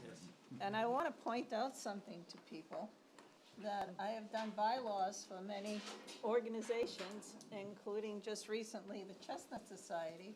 We had 2 meetings with a team of people, got through the bylaws within 2 meetings, each about 2 hours, and it was approved by the board and is being recorded, okay? So why are we taking so long? I don't know either, but I have a recommendation that we go through the bylaws as quickly as possible, and if there's a hitch on one of them, if there's an issue that comes up, we table it and come back to it. Go through the whole system first, and then come back to that issue and deal with it. Do you know where we left off on the I do bylaw? not. I was gonna ask you guys where you went, because I was not here. Halfway through.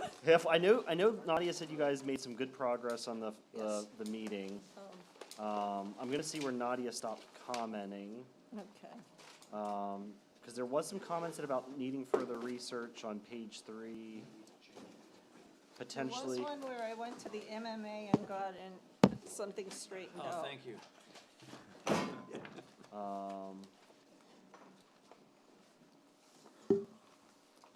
Yeah, I'm not seeing where Nadia's comments, so the last comments was on page 4, it looks like.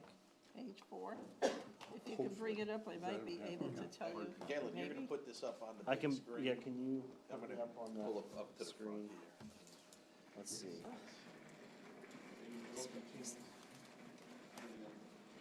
Zoom, yes. I just shared it.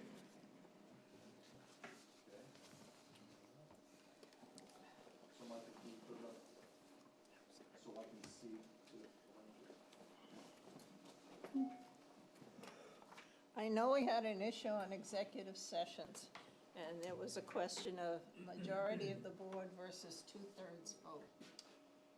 3 members. 3 out of 3 members. If you had 3 members here, you'd have a quorum. Right.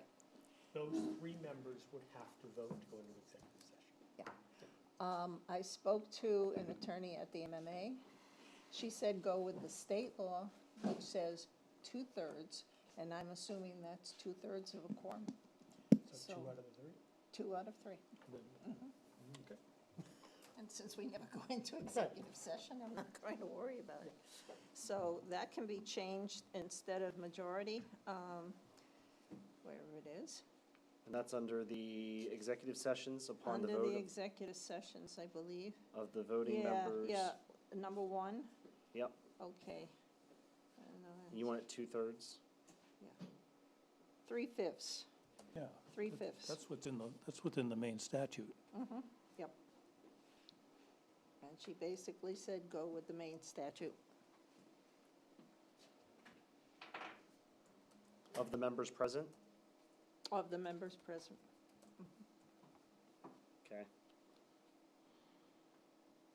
And I think we stopped at H. We started on H. Okay.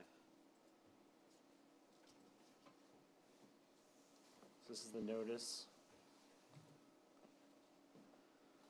of the policy to give public notice of all meetings at least 7 days in advance. Right.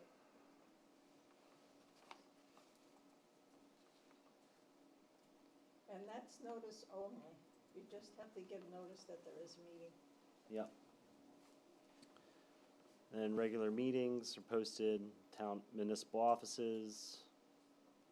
Any questions in these sections right here for H?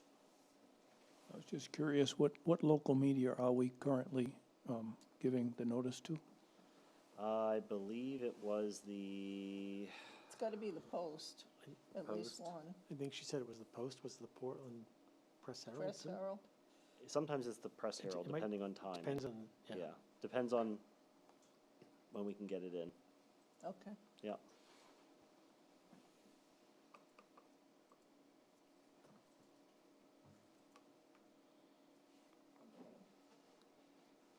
Did you say we do not have the option of striking that as a requirement, since we That's don't, right. No, we're not really clear on what we're doing? Yeah, that's state law. That you can't. That- Has to, that has to go into a notice is state newspaper.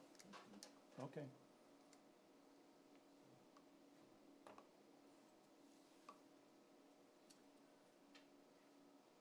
And we do give notice of special site and workshop meetings. Yep. And again, it has to go to the media.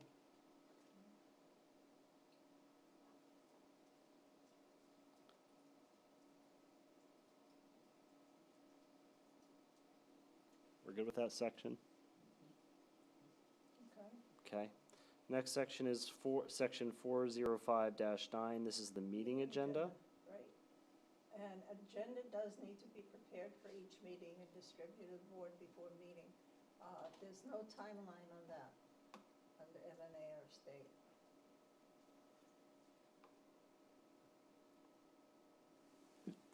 Does that include the meetings that we just talked about giving notice for, the special ones, for example? So separate agendas for those? Is that what gets distributed as the notice? Yeah, that would be any meeting would have the agenda then. Okay. And correct me if I'm wrong, but I didn't think there was a state requirement that you had to post your agenda. No, you It's don't. just that you have to give people notice of the meeting. And then at the meeting, you have to Yep, have an has to be agenda. an I agenda. mean, That's right. whoop-de-doo, right. That's right. This is a recommendation from the MMA, the meeting agenda. And we usually do that, call to order and roll call. Approval of minutes, review of applications, old business, new business, and adjournment. Is this unchanged from our current Right? rules and procedures? This is So what we're doing. Yep. that's fine. Yeah, it's fairly standard agenda template. We agreed on C to matters should be placed on the agenda in the order in which applications have been received, and hearings held in the order in which applications have been found to be complete.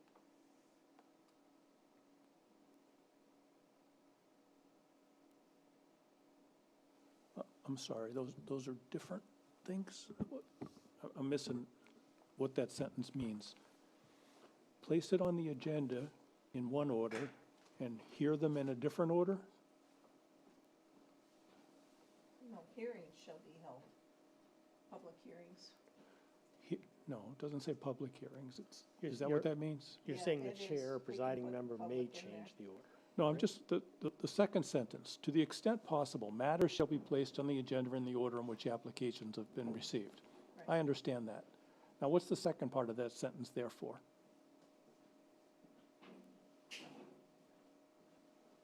I think that is the way we stated it earlier. No, Hearings shall what be- does it mean?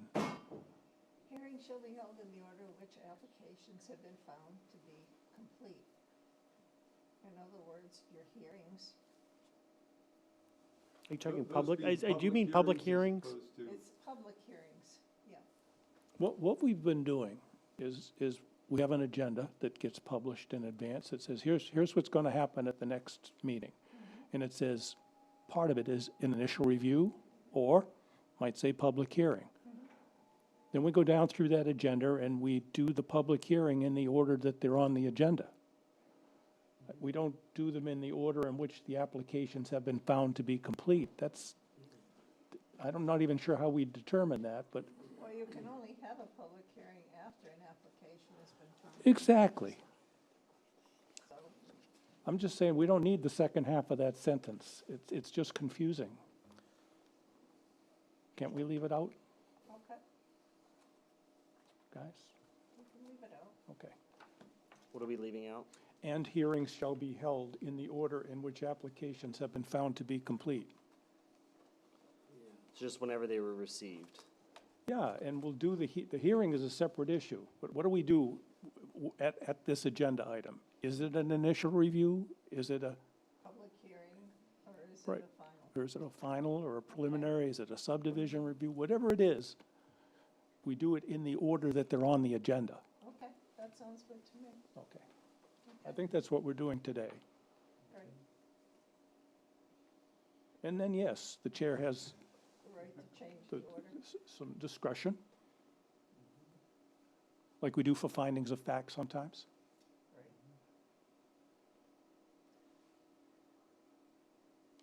Right, if you run at a time, that all makes sense. How about time limits? So that would be 9 o'clock. Good Lord. I mean, we usually are, She was just talking 8 about o'clock the, is. she was just usually our talking about the gray hair, I mean. Yeah. But that's what it says today, I think. I think it, Right now, it gives an actual time, but it's 3 hours after the actual start time, so. yeah. I think it was 10 o'clock and 7 o'clock. They could change Oh, I've had They them can change it. go till Huh? 10:30. They can change it. I remember when they went till 10:30. I can't remember. I can remember sitting in the audience in those hard chairs Oh, right yeah. through the whole thing. Okay. I'm good with that. 40510, application procedure. It must be filed with the town at least 14 business days in advance. Yeah, so I talked to the town solicitor about this. She does not like, this is what our current, this is in our current rules, is the 14 business days. She does not like us using that. It's a very strange term in her opinion. Normally, anything more than 10 business days, you would just use 2 weeks, or, it really should be clarified to say 14 calendar days is what it Yes, should be. Yeah, 14 14 calendar 10 business days. days. 14 calendar days. Yeah, that Okay. makes much more sense. Yeah.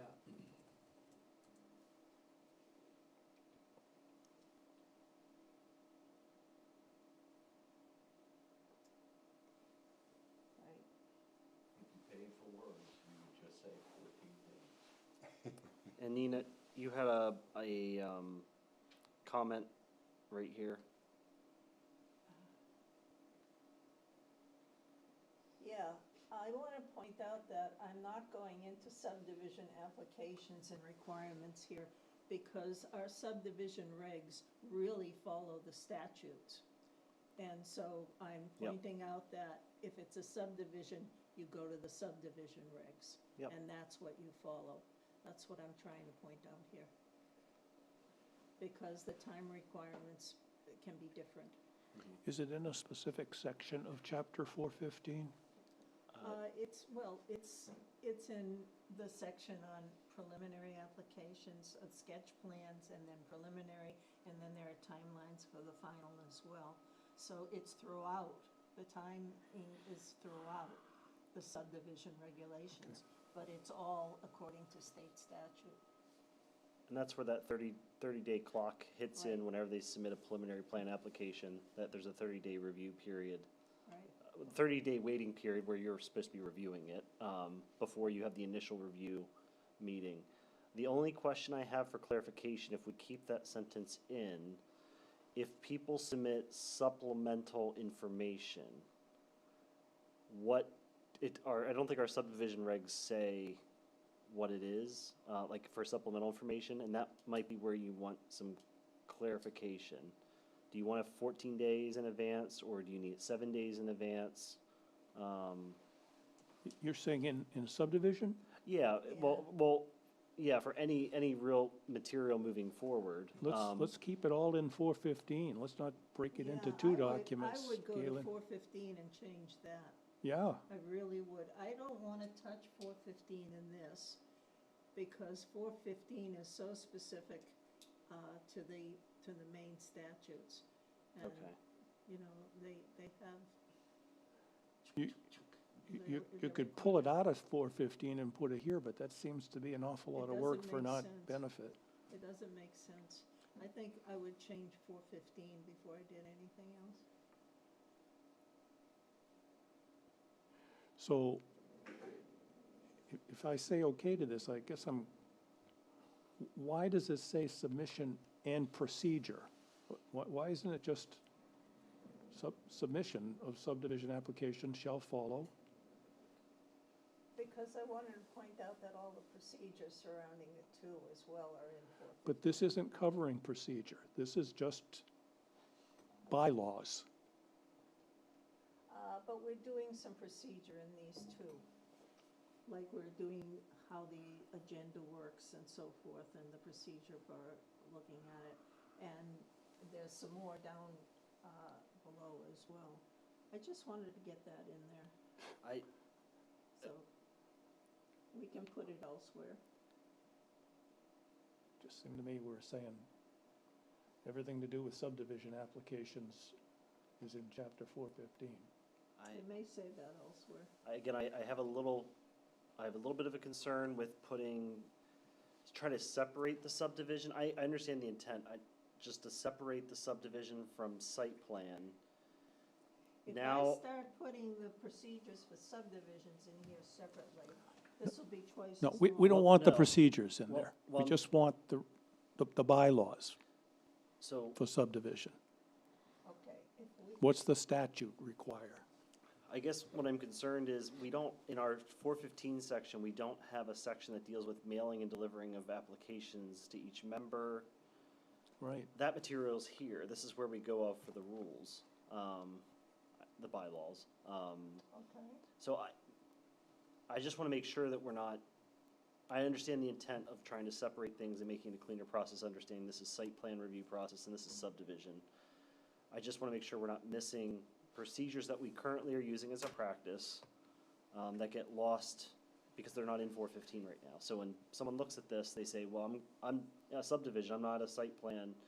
I'm gonna go to 415 and 415 is not clear, and now I have to call staff and say, well, Yeah. what does the board want? So I just wanna make sure that's.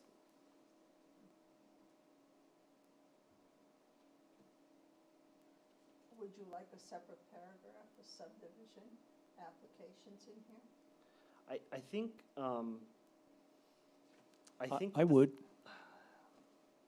I think that's why it just said submission of a subdivision application, because that is clearly defined in 415. It's clearly defined in your 415 that 30 days prior, you need to submit your application. It's clear. The procedure part is where we've always used it in our rules. So you just take the word "and" procedure out and you get the desired result. That's What it fine, has yeah. today. Yeah, that's what we do today. Well, let's take it out then. Okay. I wanted to make sure if that made sense to everyone. Makes sense to take it out. Yeah. Okay. So I'll strike that out.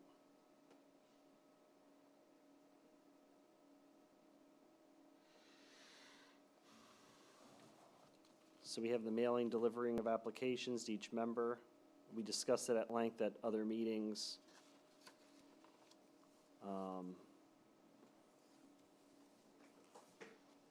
Yeah, and you're saying by taking out those two words, now we've made it clear that those mailing and all of that It's applies whether it's site plan or subdivision. Yep. Yes. Yeah, and we were losing that. Good catch.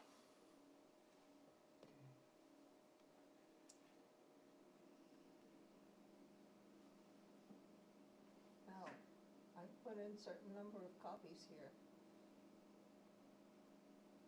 which I believe follows our discussion. Is everybody okay with it now? Yeah, I'm okay with it, but I think it goes to this concern that we've had about, this is going to be the bylaws, and it's going to be the stuff that's really hard to change. And now you've just sort of illuminated the fact that, we might decide at some point to go electronic on some of this stuff. We will be able to change this Yes. by vote, Yep. Yes. just to be clear. So I'm okay with it, given that stipulation. Yeah. I don't want to come back a year from now and say, no, we all agreed, we were never going to touch these bylaws No, except by bylaws- act of God. Bylaws change and get amended all the time. Yeah, But by they this have to be- board. By the board, they have to be voted on. Yeah. That's all. Okay, good. Yep.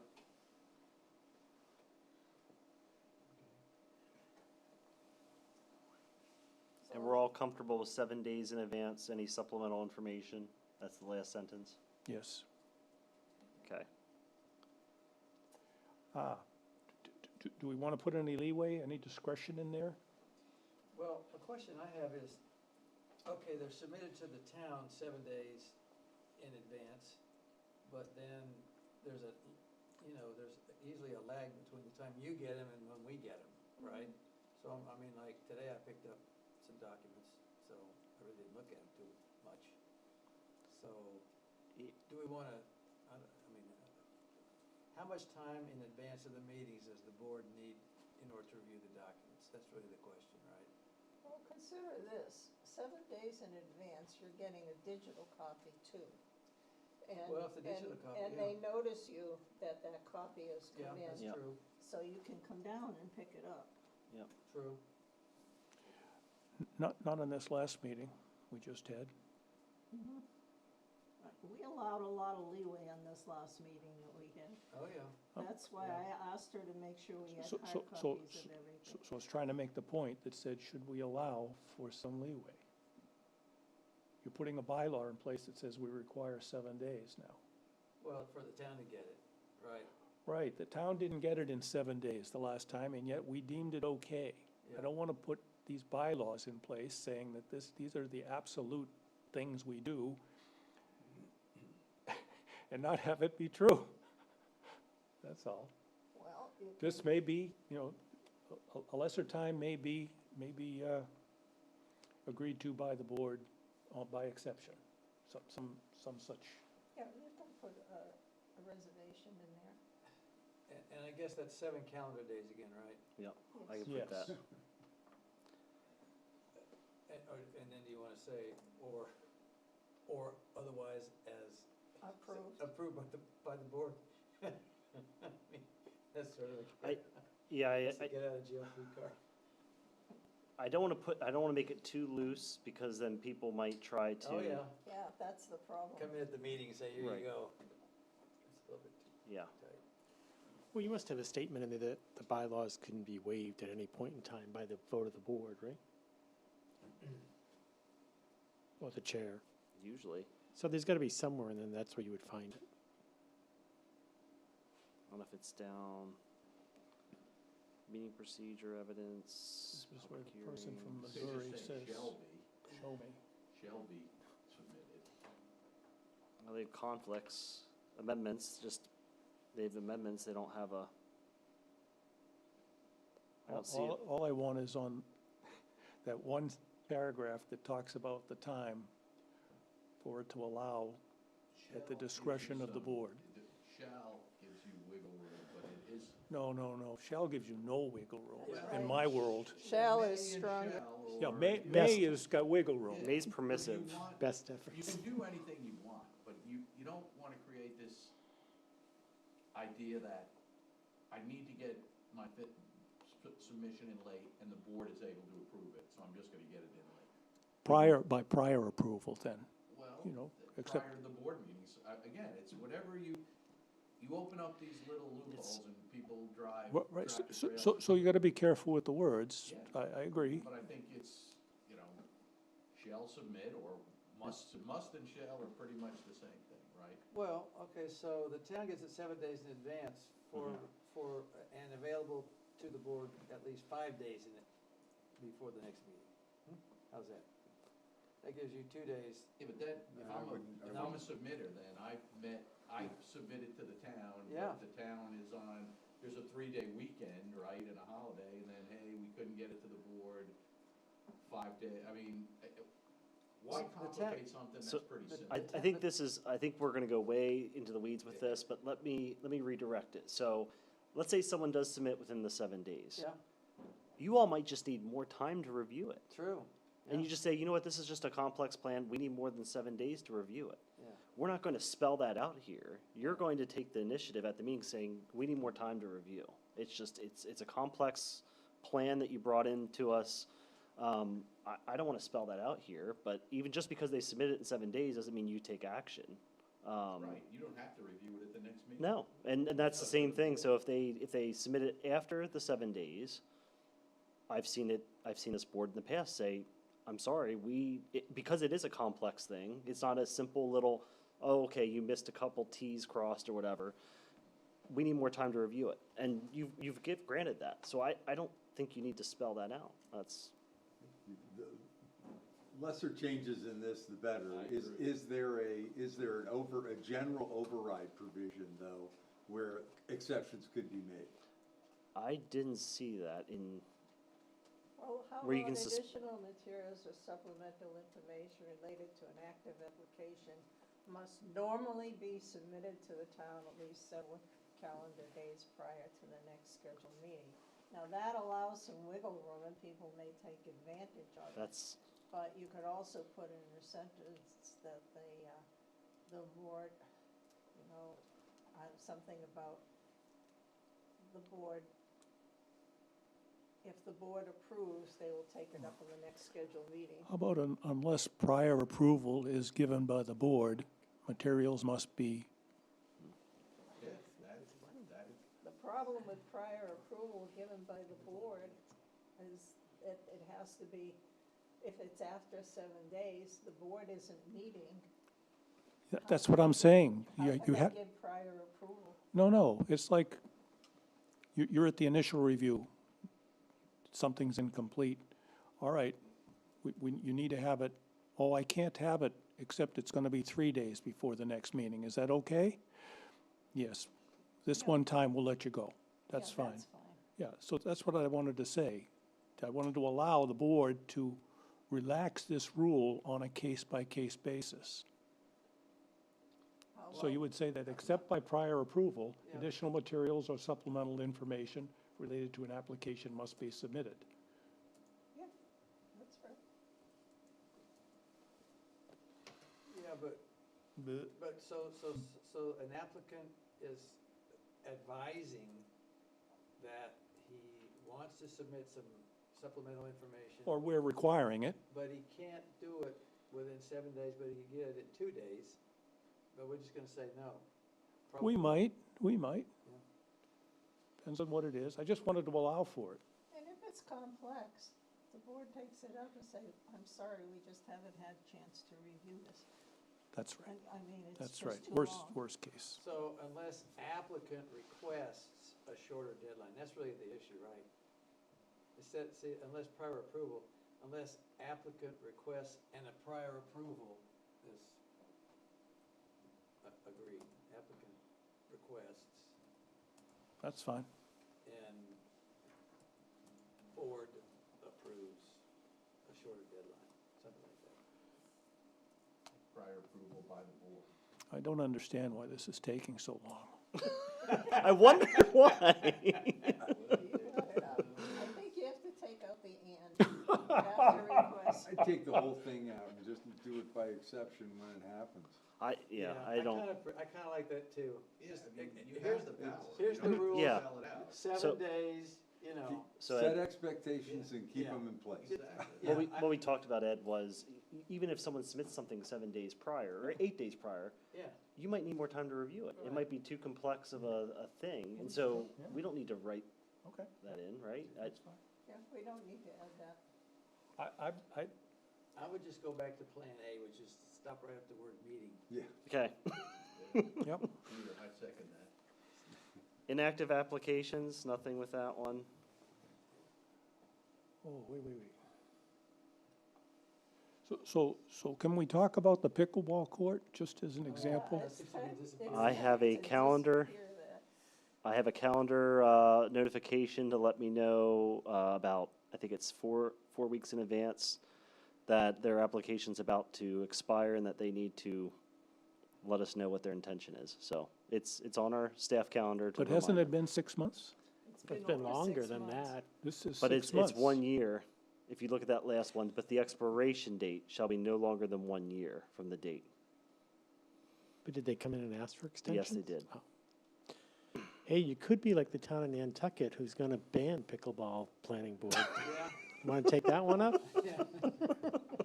It's awfully loud. Yeah. Request becomes void, that's an expiration. And that says 6 months. So something's either wrong with the 1 year or with that sentence. At any time after it's filed, if for a period of 6 consecutive months, the applicant fails to take action or submit required materials, the application shall become void. Oh, unless the they applicant unless asks for they extensions, ask- then you Yep. get a year. Then you get a That's the- year, and that's what they that's where just said, we need more time, yeah, and so that's, where that second sentence comes in, but Yeah. you're right.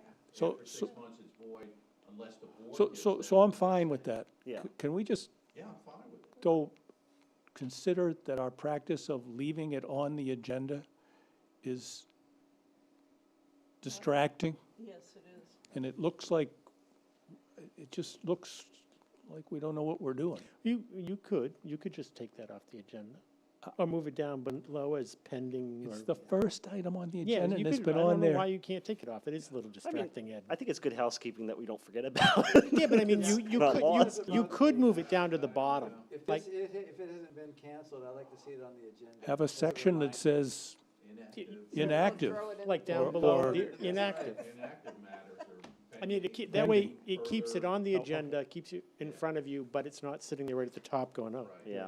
It Yeah. doesn't look like you do anything, you just sort of recycle It, it. Yeah. it bothers me some, and I don't really have a reason why. It bothers me to think that when finally they come back to us, it's going to be the first item on the agenda. And That's true. it just seems wrong. The chair has discretion to move the agenda. There you go. That's You're in the because it penalty was- box. That's because it was the earliest received. Yeah. I shouldn't say that out loud, but it's just Can we just say tabled agenda? tabled, yeah. Tabled items. Table those until they ask to come back. We can put it down We don't the have to put- bottom we don't as have to put this tabled in here, but- application. Yeah. It's not a bylaw, but it was just, Because I think in fairness, then the other ones that you're really dealing with are right up front. yeah, you're not, people like, who have going- been right. attending to things, and they've got a study that's going on, I guess. I mean, I will say, from a practical manner, there are times where it is nice to have, I know this one is a long project. This is the that's been out there. exception, it really has But been. Other people, they do look at that agenda and they see it's crossed out as, they want to make sure, hey, okay, as a butter, hey, okay, this is no longer, so they do want to see it on the agenda. Yeah. Okay, Um, well, we could put But it maybe down after below. 6 months, we could put it Yeah. in Down a at the tabled bottom. area. After just a new- 6 months, I think we can say tabled, Tabled. okay, okay? Yeah, still leave them on there under Pending- tabled heading. Yeah. huh? Okay, Yeah. Hiatus. Pending death. all right. okay. Good D, feedback. Town staff assisting planning board may use discretion to forward applications before the board to experts, consultants for the purpose of offering peer reviews to aid in initial application reviews. We did agree on that before. I added timing of forwarding such applications to expert consultants will be agreed in advance with the chair or presiding member and notice to the board. Because the planning board needs to know that you've sent something out somewhere, and someone needs to say, okay, I think it's fine. all right. Okay. 40511, management of applications. Okay, I can't read it. What's in there? Oh, take that out. It's under the added mark, yeah. Who knows? I don't know what I put in there. A member shall be designated as manager of each application received by the board. I think we've got case manager, manager defined as case manager up above. Yeah. The manager shall have primary responsibility for the administration of the application. Sound about right? They're usually the first to ask questions. Yeah, I think this section was summarized a lot more than what it was in the past, where the manager was also like the go-between, and there's a lot of other stuff in there We're that, not doing any of that. We're not No. doing it, no, okay. Meeting procedure, all board meetings, including public hearings, shall be governed by fairness, openness, and common sense. Rulings of the presiding member shall be final unless a majority of other voting members vote otherwise. Okay, that's just keeping meetings going correctly. It is anticipated that all of the board's business can be accomplished with the following motions, each of which will require a second, may be debated, shall be considered in the order listed. This comes from MMA. Can you just say, has any of this changed from the existing document? No, this is from the MMA. I don't think it came from the MMA originally. I think it came from the existing document. Yeah, some of it came from the existing document, and some of it comes from the statutes. Okay. I just wanted to know what part of it is different than the part that we've had in place for the past 5 years. I think those can't tell you motions that. are I'd listed. have to go back and look at all my notes This over is, the this case is law and the reverting back MMA. to the unanimous if it's 3 members? Yeah, so if you only have 3 members present, all 3 have to vote in the affirmative. To render a decision. You can't have a 2-1 split. Right. Right, you can have a 3/5 vote to go in for a motion into executive session. But you don't make any decisions anyway in executive session, so it's everything else. You have to have a quorum of 3 voting members. Presiding member may, at his or her discretion, limit the length of debate, okay? And may decline to accept any motion that he or she considers to be unreasonably repetitious or otherwise inconsistent with the objectives, fairness, openness, and common sense. You can't keep bringing back a motion, in other words, and the public can't, keep repeating things. I'm gonna ask Right. again, are you adding this to our existing document? The I- presiding member may at their discretion limit the length of a debate, or is that new wording that isn't in our current document? I don't remember. That was what I was telling you, I don't remember. I do know this comes from MMA anyway. It doesn't sway me, all right? I They're an know it advisory group. I know, they're an advisory group, but there's also case law on this stuff, okay? Where basically the Supreme Court has come down and looked at it as well. I'd have to go back and compare to what we have and bring it back. I'd just like to know why we're changing something. I don't think it's a bad provision to have in there because you can have, especially with certain cases, you can have a repeat of, I'm concerned about stormwater, and it's not adding anything substantive to the discussion anymore. And so I've seen towns where they've allowed the chair to say, let's do a poll, how many people still feel the same way as all these others about stormwater or traffic? Yeah. And they take a poll, and then everyone's recognized, okay, we've heard you loud and clear on this topic. Is there any other concerns that we have? Otherwise, you get bogged down No, in hours and I hours think of. that's reasonable. Yep. That's not what this says, though. This says, the chair can, at their discretion, their sole discretion, limit debate, Yes. if they think it's appropriate. That sounds very empowering. If it's what we've been living with, I'm not going to object, but I have a hard time putting it in place if it's not what's in there today. I liked what you said. Yeah. I didn't think it needs to be included, because I think that's how you operate. And I think the chair would go to the group and say, well, I'd like to hear from everybody, and let's vote on whether to terminate debate. That's not what this says. Usually, historically, the chair is the moderator. Yes. That's keeping, an order of the meeting. That's right. And so that person, would at that point, you're seeing repetitive comments. So you need to have someone make Absolutely. that decision So- on. Oh, absolutely, Yeah.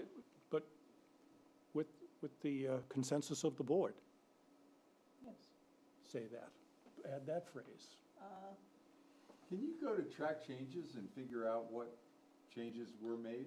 I would think versus the so. original? So this was an No. upload Or compare from. documents. Well, you can do a compared documents, but the track changes is gone from the original procedures.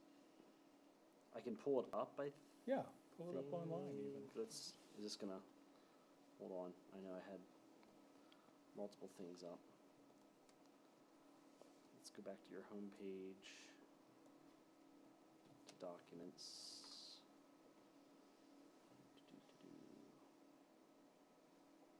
Okay.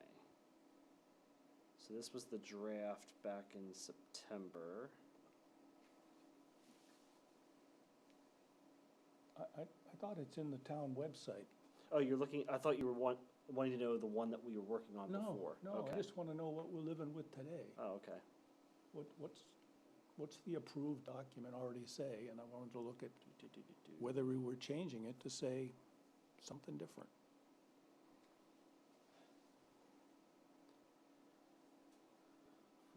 Yeah, Meeting procedure, I believe that'd be the section.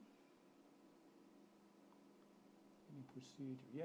this is- Presiding Looking familiar. Presiding member may, at his or her discretion, limit the length of debate and may decline or accept any motion that he or she considers to be unreasonably repetitious. So that's what's in there Dishes. today. Yes. Okay. Whoops, sorry. Don't know. As I said, I'm okay with it if it was in there today. It's not what I would have written. Okay. I think it's very reasonable. Of course you think that. Yes, I do. When you're chair, Ed, you can say it's reasonable too. No, I think for any, Yeah. that's in the bylaws for any It's chair, a common basically, practice. in I'm all not, of the bylaws I've seen and written Yeah. and so forth. I'm not, The chair needs to have that kind of authority because sometimes people will just go on and on and on. My brother-in-law, who's deceased, You're not was on gonna- the you're not planning gonna board and they demonstrate, threw him no. off because of that. yeah. Okay. Okay. Other motions you can make to adjourn, to vote now. To amend, to postpone to a future date, to table an item of motion, I put that in there.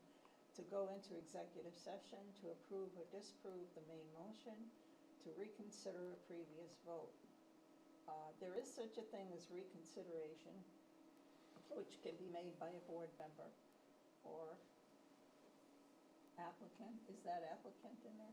You've got the, you need to move that up a little bit. You gotta get rid of that. Oh, click, press off.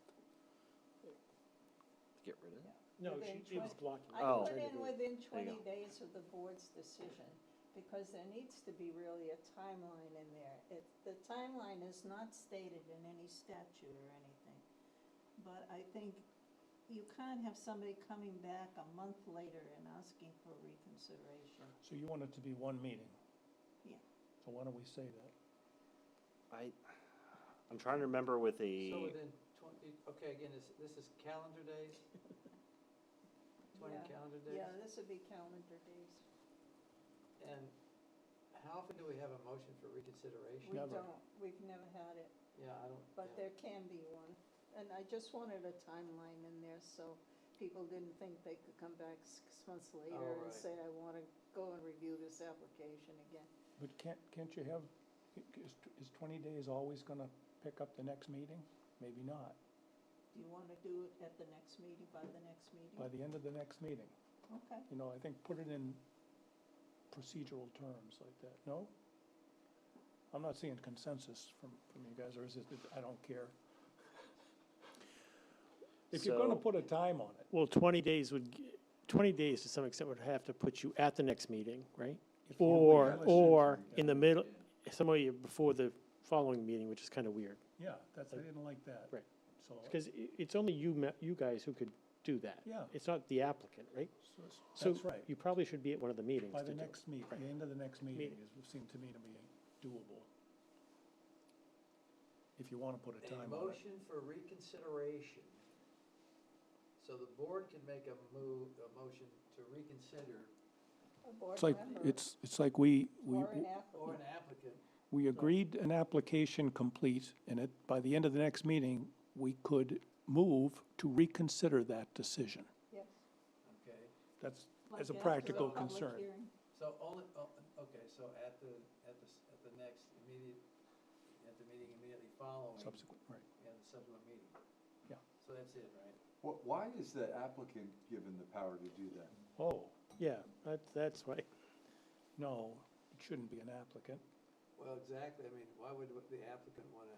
Unless you're telling me that there's a state statute that says the applicant has to be able to do it. Can they always just submit a new permit, I a new Yes. application? Well, you Yeah, can they start do. over, sure, I but mean, that so, would, it's a little, okay.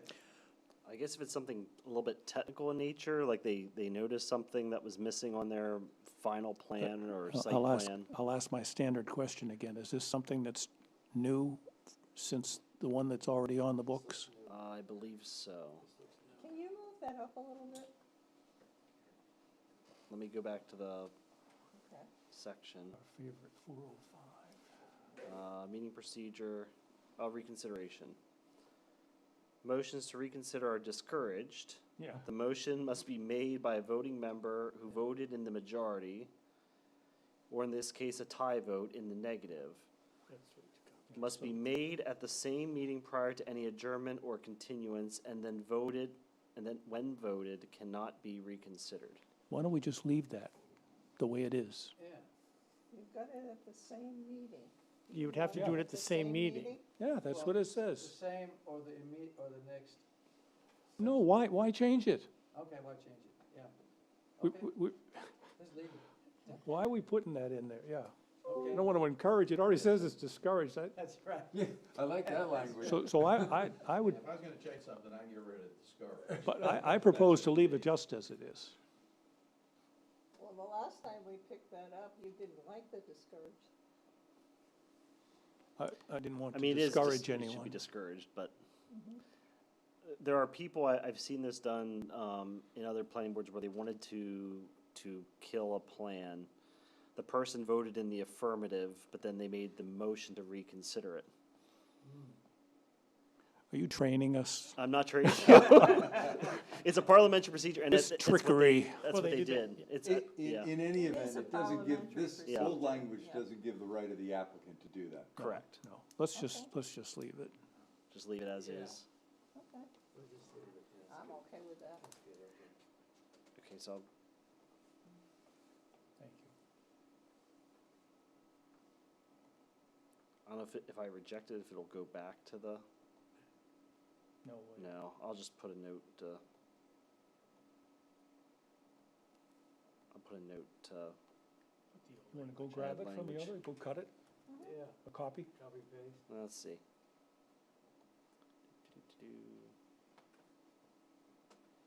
There we go.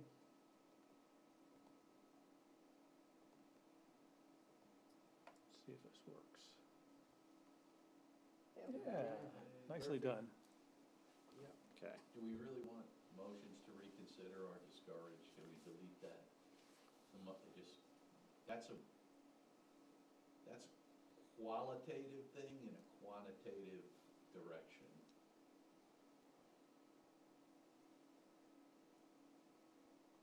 I wouldn't have written it that way, but again, in the spirit of, there ought to be a reason why we're changing it. I don't know. Why?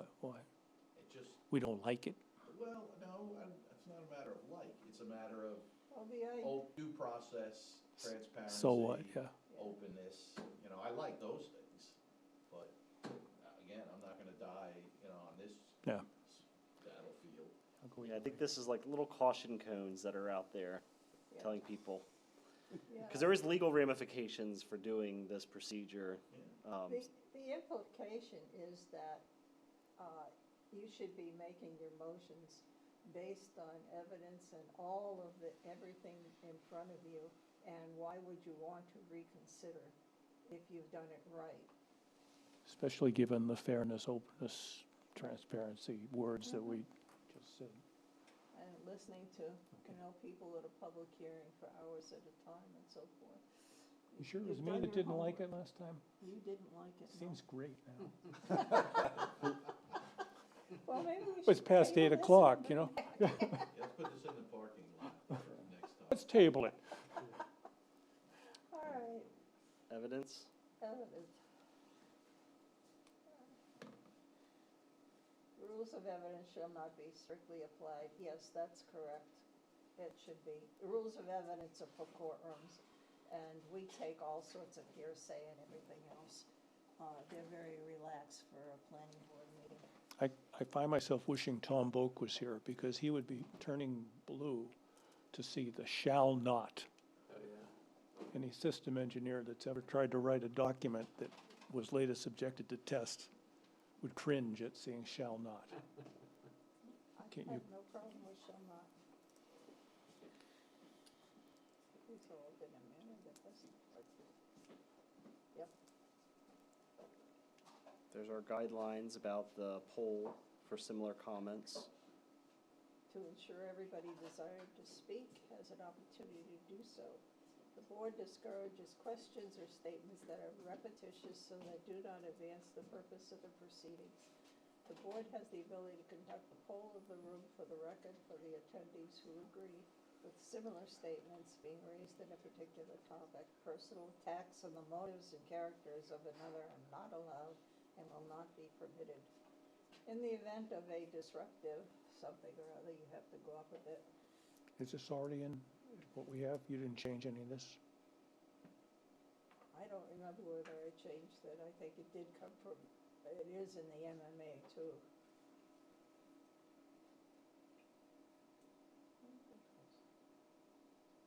Presiding member may refuse to admit evidence that's irrelevant, immaterial, or unduly repetitious, and shall state the basis for such refusal on the record if requested to do so by the person asking the question. You can add that sentence if you want, but basically you're saying the same thing in the other one. Oh. But you're gonna nitpick this.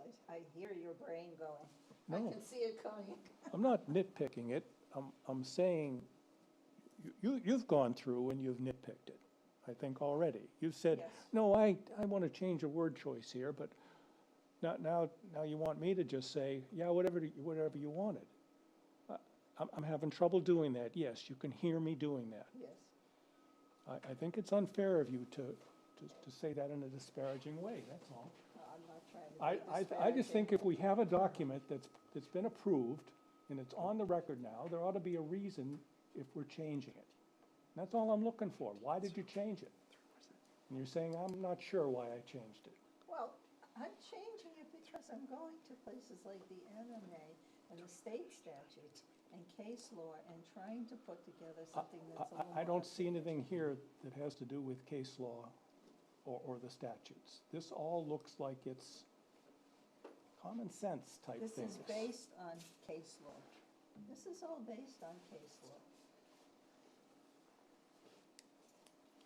So we're not changing anything in this section, evidence, huh? Well, You it, see the need what to you've change? got up there is very long, Yeah.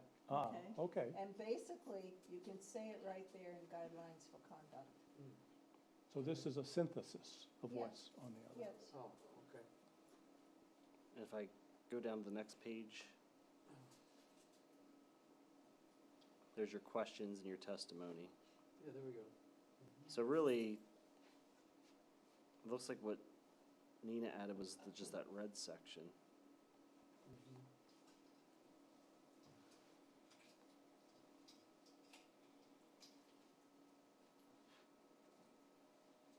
Yeah, I wanted to put in, because we get stuff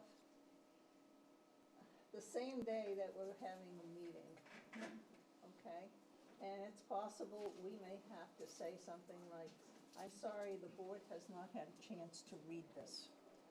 Okay, we'll try to consider it, but we can't do it that early. So I see your point. I don't see how that comes from MMA or case law.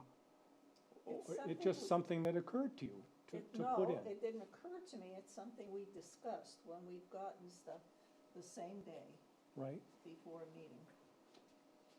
Well, this looks like a get-out clause. Don't we want to have, instead of 2 days, 7 calendar days?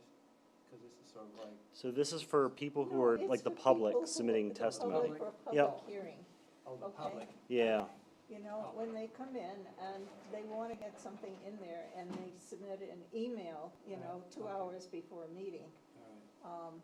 And we may have to refuse on the record to consider that material. Okay?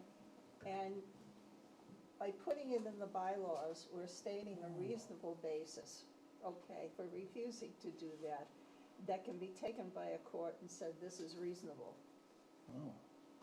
So for example, if in the public meeting, somebody comes up and they stands up at the podium and they say, I'm going to put up on the easel this map and it shows this historical document and this used to be this way and that therefore you shouldn't approve this application. We can say, no, I'm sorry, we're not going to admit that. You should have given us 2 days before this. Well, no, because at a public meeting, we are admitting it. They're stating it in front of us, and we can take it into consideration. I'm talking about things like emails and letters that come in, you know, hours before a meeting or a day before a meeting, and somebody's at work, like Larry or myself, and we haven't had a chance to look at, you know, and pick up that information. We want to be able to say, I'm sorry, we didn't have time to read your email, we can't consider it. you can come to the public meeting and you can state what's in the email. That's not a problem, because at a public meeting, you can be heard, you could read the letter, but we can't just get a letter and you don't show up for the public hearing, we can't consider it. But this is talking about testimony. But the testimony and other evidence that. No, I understand. It Yeah. says testimony then. Yeah, but it says refuse to admit evidence that is irrelevant, immaterial, or duly Right. repetitive. That- And that- that- it's that- not testimony, it's evidence. And so staff would tend to agree, we need to put some kind of days, because I could speak from experience from how many applications you've had in the past. People submitted them hours before, and staff just, we don't have the time to do that, and try to get that on the SharePoint for people. And so there's this expectation in people's minds that, oh, well, I sent it 30 minutes before the meeting, and they're not gonna be attending in person, that why wasn't this in the record? Well, we're human beings, we're not robots, we can't just automatically upload stuff and share that with the board, so. There's a difference between admitting evidence and using evidence, right? Yeah. So it's always the discretion of any body with legislative, judicial, planning, to review the evidence in the manner that they see fit in order to provide the process. So you could admit, I really have never seen any kind of administrative body say, we're not gonna accept that into evidence. Well, that's what, And I've certainly never seen them say, because it's too voluminous for us to read. I think if you ever ended up in litigation, you would be, that wouldn't be cool. That would not Let's be a just say winning that would argument. be a fool defense, Yeah. that we just didn't think we had time to review this stack of stuff you deemed important as a applicant, or as an abutter, or as a citizen, and so we didn't admit it. I don't think, if that's what we're going for, so, that's so, not, right? No, actually. I think you've, In many procedures, you are given timelines for submission of evidence. I got it, but this seems a little sort of, not that. It just seems not that. No, I think you put your finger on what's bothering me here, is that by combining it as a stipulation in this sentence, you've associated it with irrelevant, immaterial, unduly repetitious, or late information. They're separate. Yeah. We're not gonna admit the former, irrelevant, immaterial, unduly, no, that's bogus, go away. Stuff that wasn't there in a timely manner will not be able to be considered Correct. unless it's been, Admitted, or given time. Yeah. But, yeah. yeah, those are, there's a nuance See, there we that's, say earlier, the strict rules of evidence won't apply, right? Right. We said that. Now we're saying, well, but we're gonna make our own rules of evidence, which is fair, but, which is, well. but let's we make them are- what we it is a- want. This is a public, Yeah. it's a branch of local government, right? We are agents of the town of Kennebunkport, Maine. Yeah. So I think things like due process and all of those reasonable standards still apply, and that just, to me, seems a little bit. Fairness, openness, fairness, completeness, openness, yeah. Transparency. Yeah. Uh, We're trying to do the right thing. If there's a piece of relevant information that we haven't got time to digest, we want to have the discretion of saying, no, we need a little more time to digest this. We don't want to say, I'm not even going to consider that. I agree.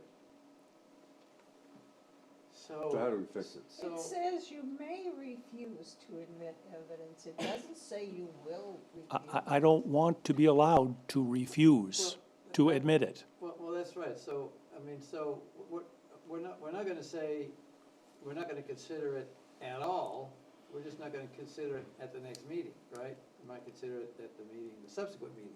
Is that what we're after here? Yeah. There may not be a subsequent meeting.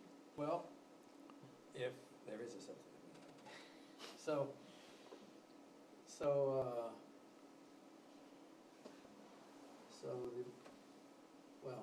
So the evidence that would never be admitted would be irrelevant, immaterial, and unduly repetitious, full stop, and then another sentence needs to be, I think there needs to be another sentence that talks about material submitted late.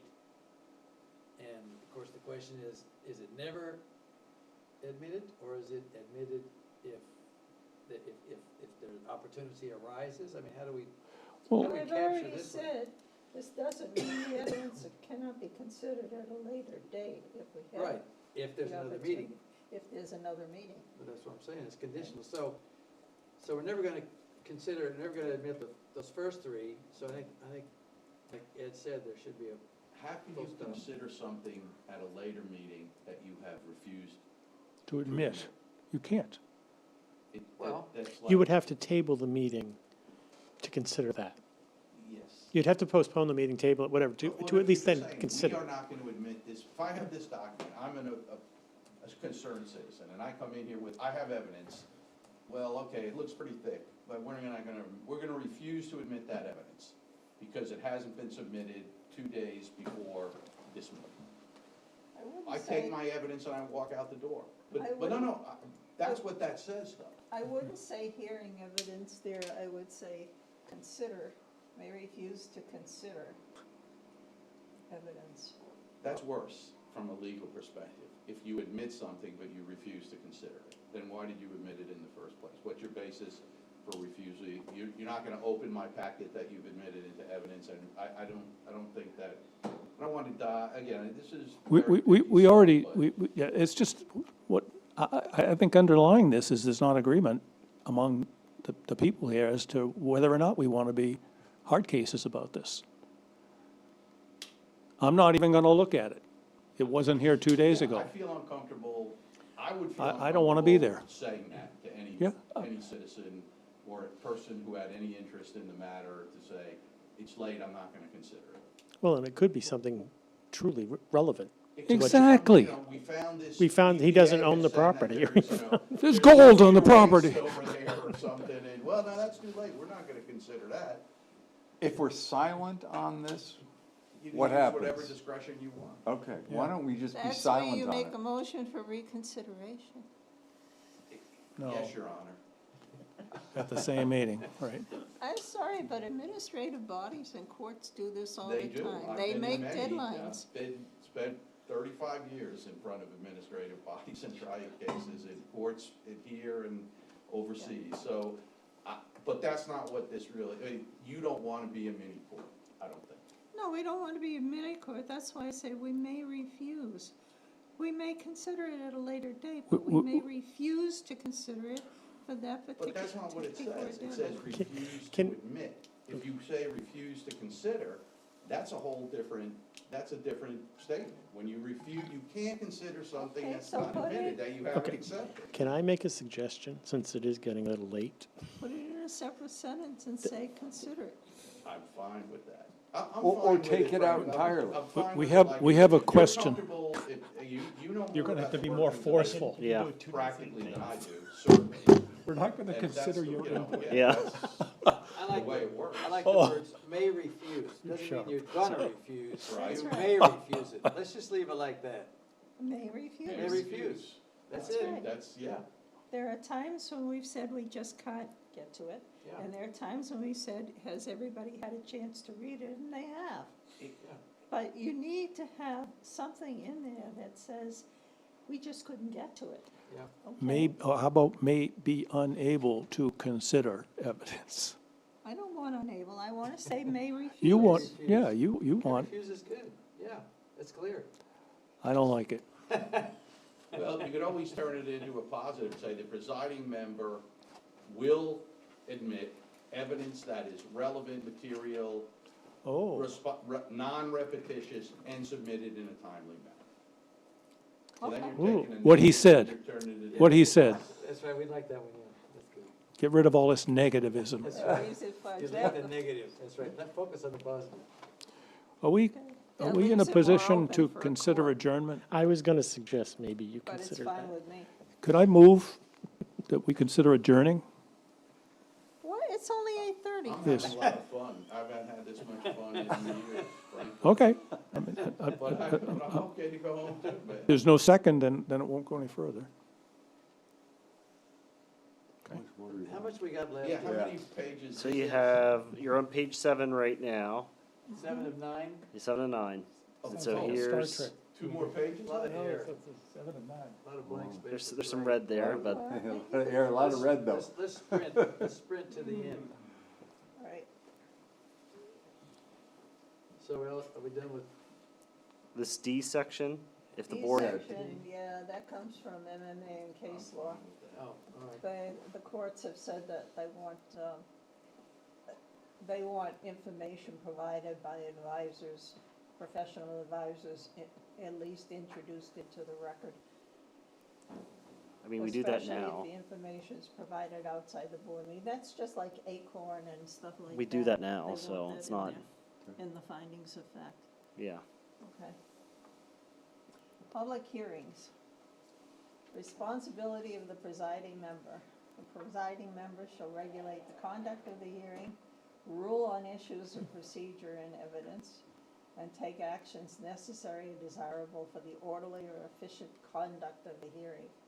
Standard hearing agenda. Where is that? Unless the presiding member determines otherwise, the order of the presentation shall be as follows. And we follow this anyway. Okay. It's all good. Opening statement, presentation by applicant, comments and questions by board members, staff, and consultants, testimony, comments, and questions by representatives, state, federal agencies, all others. We don't necessarily go and, we have had the representatives get up there and talk first, and then all others. Rebuttal testimony limited to matters previously discussed. No new subject matter shall be introduced. Closing statement by applicant. Board vote to close hearing or to continue hearing to a later date. Okay. Is that okay? Looks fine to me. Sounds fine. Are we in general provisions now? Yep. Okay. Record shall be kept by appropriate means and shall be open to public inspection. I can't read if you've Sorry. gone up too high. It gets jumpy. There you go. Okay. Any participant or member of the public may obtain a copy of the record upon payment of the cost of transcription, reproduction, and postage. That's just your freedom of access. Participation by members, staff, council, consultants, and the public. Persons who wish to make a statement or ask a question shall be required to state for the record their name, address, the nature of their interest in the hearing, if any. That becomes inherent in some of our procedures, so I'm assuming that can be left in there. All questions and comments shall be directed to the presiding member or to the board as appropriate. The only exceptions shall be questions and comments by members. When specifically authorized by the presiding member, the examination and cross-examination of witnesses. We don't do that usually. Although sometimes if the solicitor is here, we might ask an applicant, an applicant might have a question there. Okay. Could I suggest you move the word witness to a softer word? Softer word? Applicant, witness sounds like it's a court of law. Yes, How it about- does. How about if we say interested party, or whoever is talking, and instead of cross-examination and examination, can conduct a dialogue, or can Questioning. question it, can question or seek more information from Yeah. the speaker, basically. Okay, speaker's good. And I don't mean to show my ignorance. We do Zoom, you can participate by Zoom, right? Yep. Correct. Yep. Is there anything in these bylaws that says that? I don't believe so. I think there's a town policy that deals with all I'm just curious if there's, Zoom participation. that just says this can be, participation can be. Isn't there a general? I think There's there's a I think general there's a general townwide. town, any town, Okay. There's so, a general town ordinance about that, I believe. and I think in fairness, I don't know what I don't know. no, most Yeah. meetings, select board or Nina always says, kind of Yeah. looks to Dave and says, is anyone out Zoom line? Yeah. Yeah. So we want to use, instead of witness, is what word do we want to use? person providing testimony or what? Speaker. Speaker.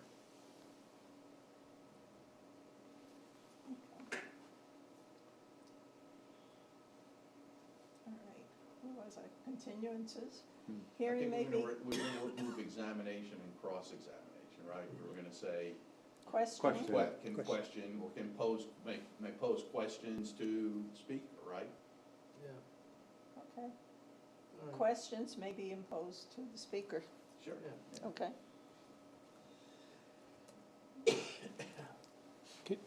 Can you sort of paint me a mental picture of what's going on here? I'm trying to put it in the context of all of the public hearings we've had. And you're saying in the public hearing, somebody's up at the podium, and questions and comments can come by the members. And then when specifically authorized by the chair, questions may be Directed towards the speaker. by whom? Yeah, directed. By towards- whoever's cross-examining them. So normally you would have the applicant, so you'd have the applicant and then you would have usually the abutters that usually oppose a project. Sometimes they hire attorneys to represent them on their behalf. And in some cases where I've seen some larger commercial type developments, sound engineers, there's environmental scientists are hired by the applicant. And so sometimes the public who hires an attorney would like to cross-examine that individual about something that was put in the record. Okay, so questions may be imposed, may be asked by the public of Of the speaker. Right. of the speaker. And- Yeah, and- that's what I couldn't put Well, together. and- Who was and- it besides the members and the, Yeah. yeah. And the public, and the applicant can ask members of the public if they're offering testimony. They can rebuttal them and ask them to provide clarification on their, Which is great, I'm just, Yeah. I wasn't getting that from the Yeah. words. The public may ask questions of the speaker. That includes well, if we go up to that section, it's just saying all questions and comments. This is what we're dealing with. Is usually when people address the board, we try to avoid name calling and calling other people out because it's disrespectful. And so normally people are supposed to address the board or the Right. chair to avoid the emotional, so-and-so epithet. No, They'd rather, And keep they it. start jumping up Correct. and saying Correct. things. So the that only would- time there's the exemption is really when there's expert testimony being given that you can then address, can I address, Mr. So-and-so, the sound engineer about this? That's really what that exemption's. And related that's to. why you need the presiding member to okay it, Yeah. basically.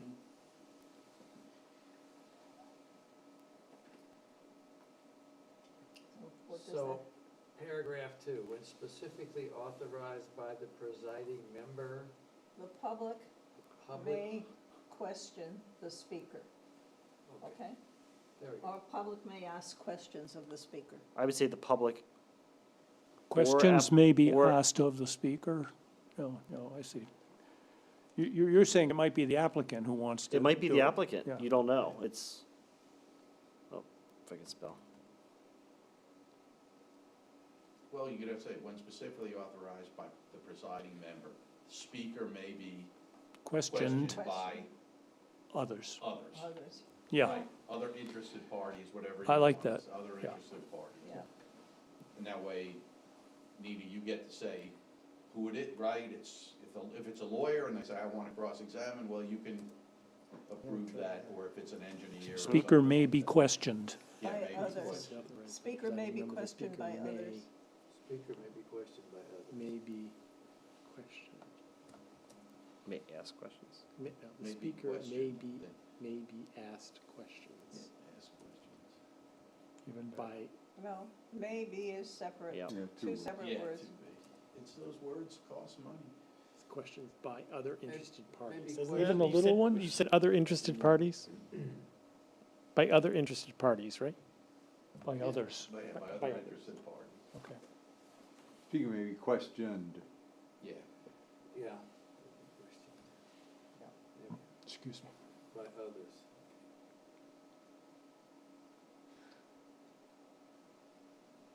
You could get rid of asked, just questioned. Question, yeah.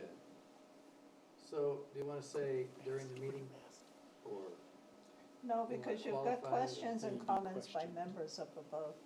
And when specifically authorized by the presiding member, the speaker may be questioned by others. Okay, Okay, all right. that follows through.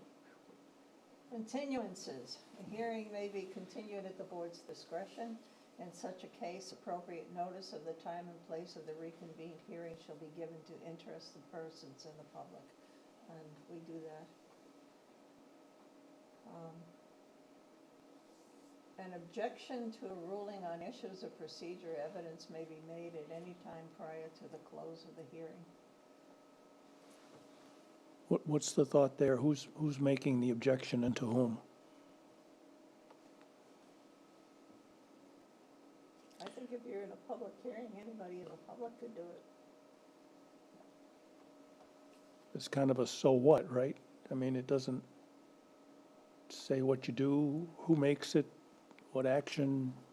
Why are we saying that at all?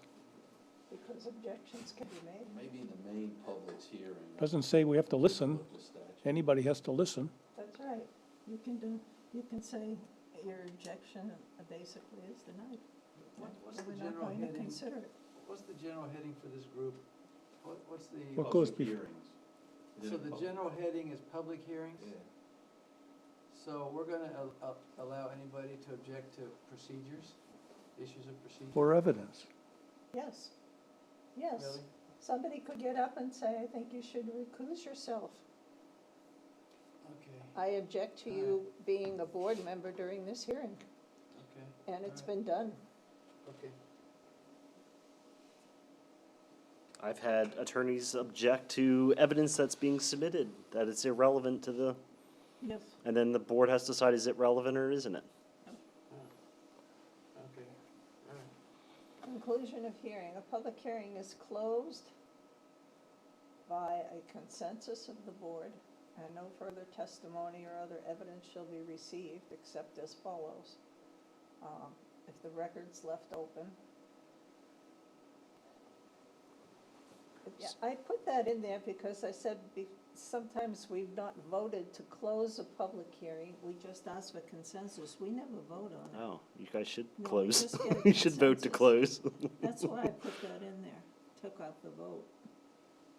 You should vote to close, but We have never voted to close. We've Right. always, the chair has had the discretion to open and close the meeting. Yeah, and usually looking at the rest of the board and getting a consensus. And I think that's the way it should be. Okay, no further testimony or other evidence shall be received except as Yeah. follows. If the record's left open upon a request, well, here's where something that didn't get in on time, we may go and look at some emails that came in late, okay?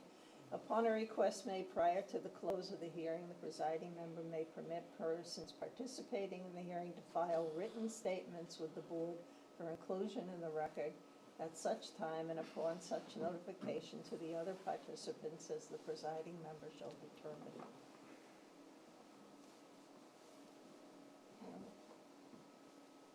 And we have said that to the public, that if you have further information, please send it and so forth, and we'll consider it before voting.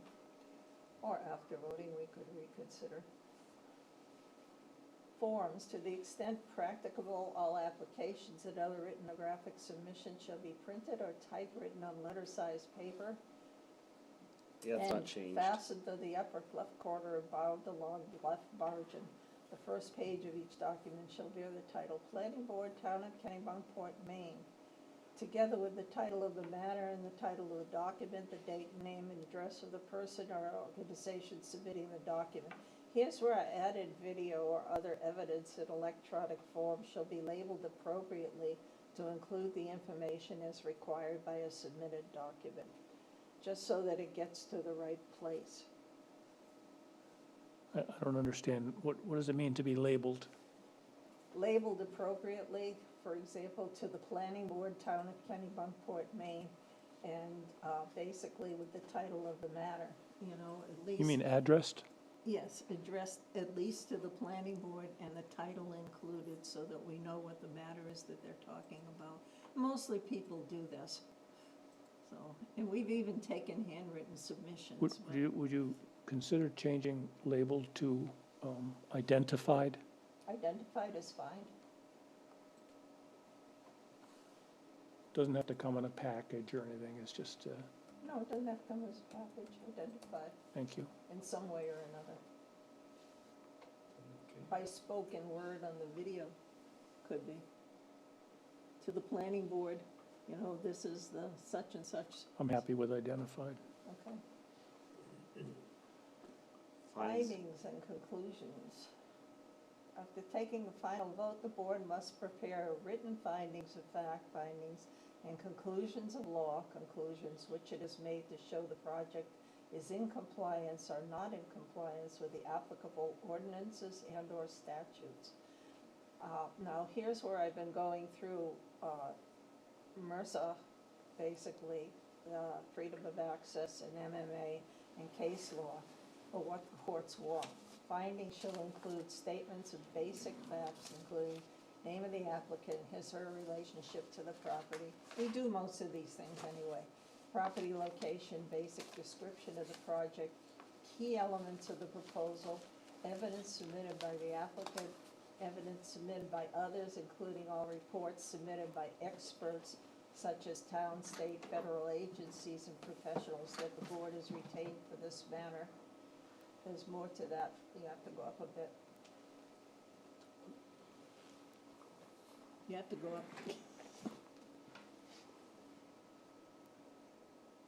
Right. Conclusions shall link the specific facts to performance standards and/or review criteria in the ordinances and/or statutes. Sometimes the findings of facts that we've had haven't done that.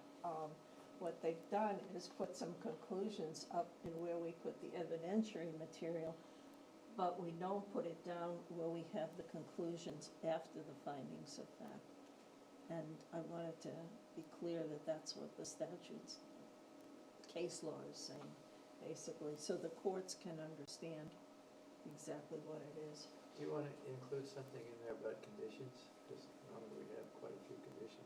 at the You end. can, Are the conclusions actually conditions that you're some trying of to the capture? conclusions can be conditions, but they're also, you know, that something meets performance standards, Okay, yeah.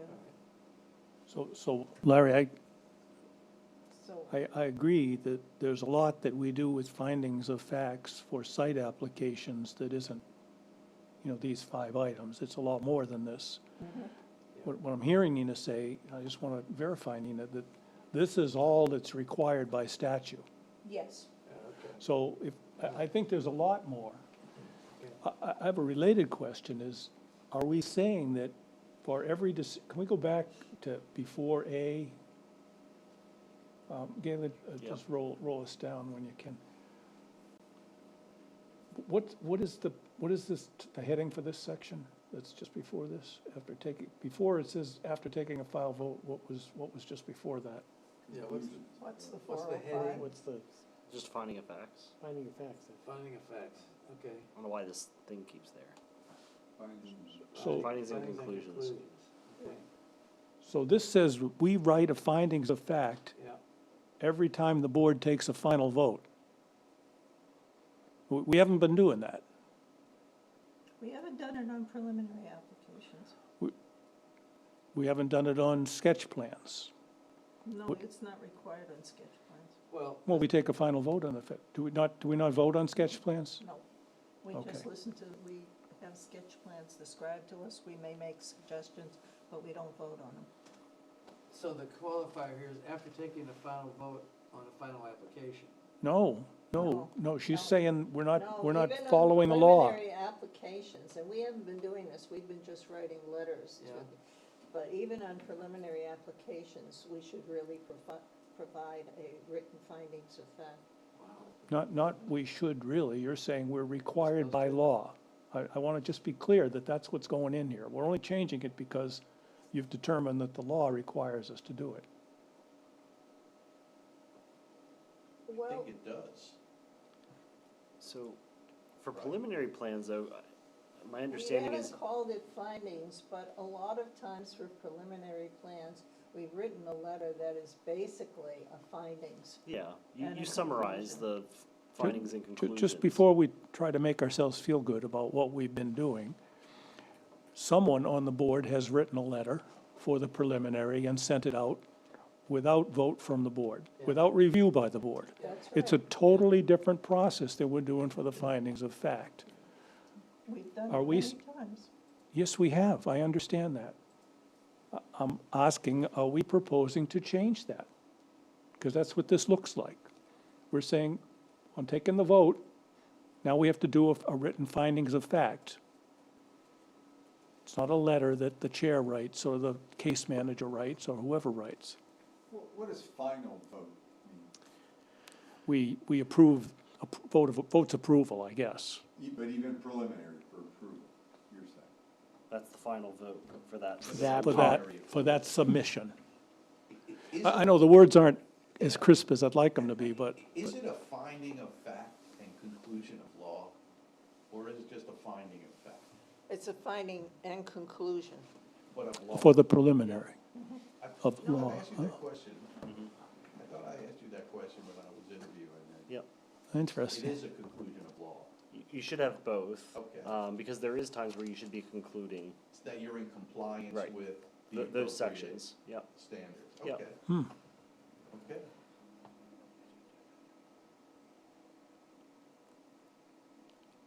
I mean, I'd just as soon do the same thing each time.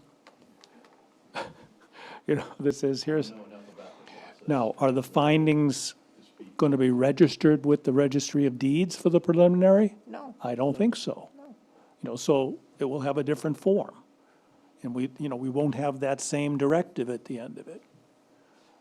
But this is saying, do a findings of fact. When granting approval to a preliminary plan, the board shall state the conditions of such approval, if any, with respect to specific changes it will require in the final plan, the character and extent of required improvements for which waivers may have been requested, and that the board finds may be waived without jeopardy to public health, safety, and general welfare, and construction items for which cost estimates and performance guarantees will be required as prerequisite to the approval of the final plan. Now, that's something we haven't been Now, putting in what are the you reading, letters. what are you reading from? The subdivision regs. On preliminary. Approval of a preliminary plan shall not constitute. It says appro- findings, Approval of the final plan. but it says we produce a findings of fact. Not necessarily. Oh, I thought that's what I heard you read, I'm sorry. The board shall state conditions of such approval, if any, with respect Ah. to. Could be in a letter, though. It can be in a letter. Or you don't have to say anything. May state conditions, right? Yeah, that's So right. you may just say this is approved without conditions. And I've seen letters Period, that have right? gone And out like that's- that, that's but fine I like according to to- write the letters Oh, I think it's a with the best practice, waivers certainly, and yeah. but, conditions and so You know, forth. you have a lot of flexibility under that, the guidelines. I just want, if we're going to include this level of detail in the bylaws, I'd like it to be clear whether we're doing it every time, or whether we're doing it only for the final on subdivisions, or just what is it that we're doing? Ed, you're trying to get to the point where you don't want to be doing findings of fact at a preliminary, correct? I don't care. I'm honestly. just, I I mean, would be okay with maybe that, the letter is a little not, is okay. yeah, all right. Yeah, I'd be fine with that, but that's not what this is suggesting. Well, I thought this was for a final application. I mean, you could put. after We taking- could say that. Yeah, I mean, after taking a final vote on a final application, or again, Yeah, what we're doing. that's right. I think that's what your practice has been, and it seems to be what you're all got in your mind. So maybe saying the word final application I'd be okay makes with it more that. clear. Well, like I said, the subdivision regs are very specific to exactly what they want, and I didn't put subdivision in here. Okay? Basically for a subdivision, the final vote would be on the final application, So you're saying these bylaws really only apply to site plan applications, to land use ordinance, yes. not to site plan applications? Yeah, the subdivision regs also reference the land use ordinance. Yes, they do. Yeah, they do. But we want site plan applications for non-conforming, for shoreland, for zoning, the things we do in the land use ordinance. As we've been going through this, like the public hearings and all of that, I've been seeing that as applicable to both site plan applications and subdivision applications. Are you saying that the subdivision regulations stand alone? That they have their own section on public hearings, for example? They have their own regulations. Yes, But some of the land use ordinances apply to the subdivision regs as Yeah. well. well, let's just use public hearings as an example. We just went through a big section on public hearings. Does that apply only to site plan applications or to both site applications and subdivision applications? I would use it as a guideline for subdivision regulations. This is for planning board, right? No. But- For land use as well as subdivision. Did you hear the answer, though? I'm disagreeing with that. Yes. It isn't a guideline, it's our bylaws for the planning board, Yes. not for the planning board when it's working on site plan applications. So I go down, having had that, been set up, and I read this section, and it sounds like this is what the planning board always does. And now you're saying, well, no, wait a minute, except for subdivision regulations, you should know, you go over to the subdivision book. No. Why don't we say here what we're doing? And if the answer is we do this for site plan applications, let's say that. Or we do it only after the final vote is taken on the final application, that's fine. Okay, Something like that, but let's make it clear that this is what the planning board does, okay, all the time. all right. So we add a qualifier after taking a final vote on the final application, right? Right. Comma, The board, I'd be good with that. because I like the letter approach after the. Yeah, we could stay with that. Yeah. And if I was a little more lively and awake, I'd say go add a sentence that says for subdivision regulation, for subdivisions, a letter will be sent for the preliminary application, but you don't have to add that. Just Well, 'cause we it's put late. it- That's the thing, we put it in the form of a letter, but you don't have to. You just have to follow the regulations that are in there. They don't say write a letter. They don't say a letter. What do they say? They say You don't do it with basically, a phone call, right? I when mean, granting approval to a preliminary plan, the board shall state the conditions of such approval, if any, with respect to, and then it gives the issues. Okay, so we can Okay. just do it verbally. Yeah, it could even be verbal. It could be verbal. I don't think we want But to do I that. don't think you want to do that. I think you really want to avoid any problem with the public. Well, Is then there a say that form that's what, That we have, a form letter, like preliminary approval letter, and then finding of facts and Each one is conclusions of individually law, crafted. final, I mean, just a template? no, Each letter is individually crafted. answer. There isn't even a template. Well, No. That's sort of a good way of The thinking only about template you- standardization. The only template you have is right here in I, under 415.7.1G, no, I'm sorry, H, no. I, okay, 415-7.1I.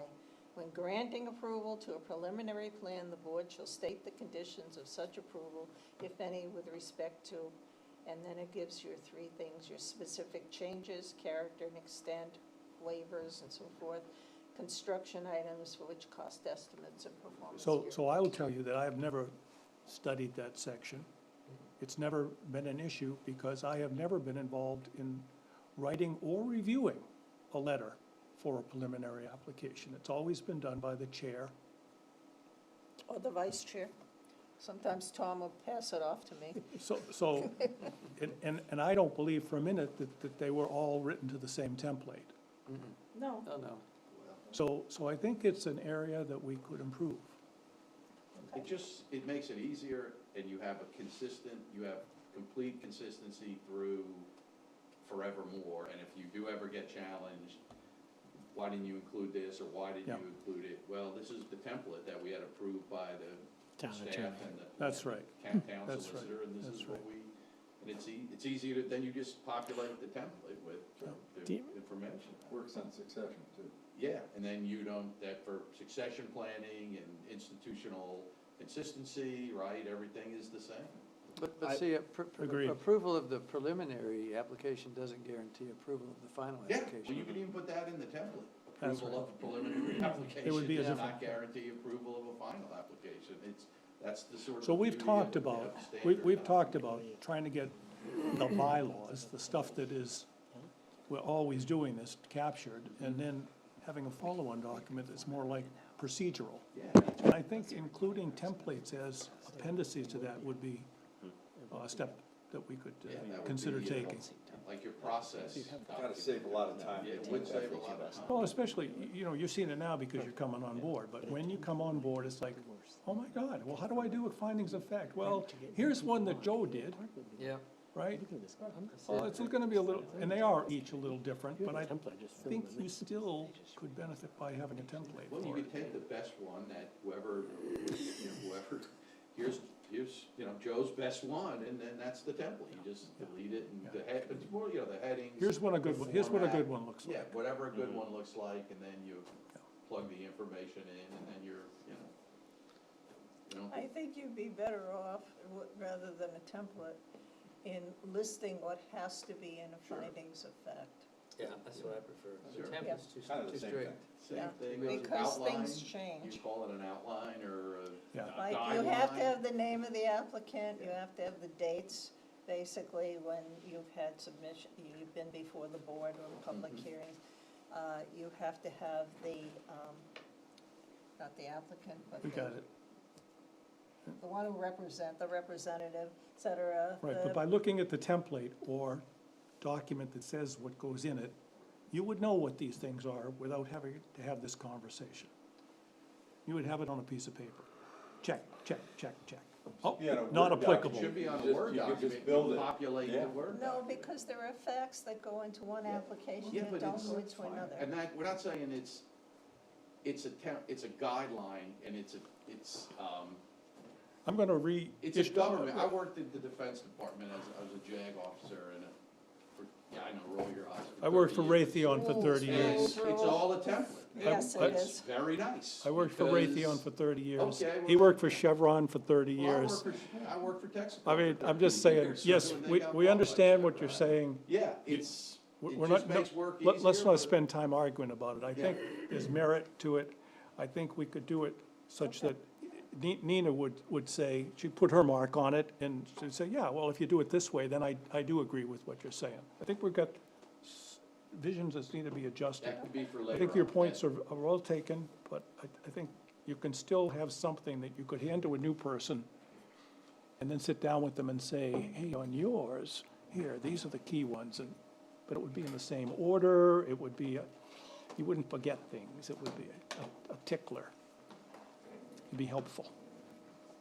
But you can do the same thing with a listing of what has to go in there, Yes, you can, yeah.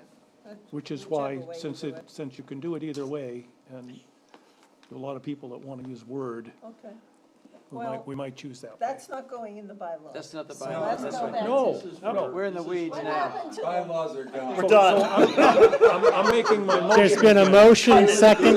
I can't get a second. Has there been can I please have a second to the motion to adjourn? Second. Because the lights go out All in 2 in minutes. favor? Aye.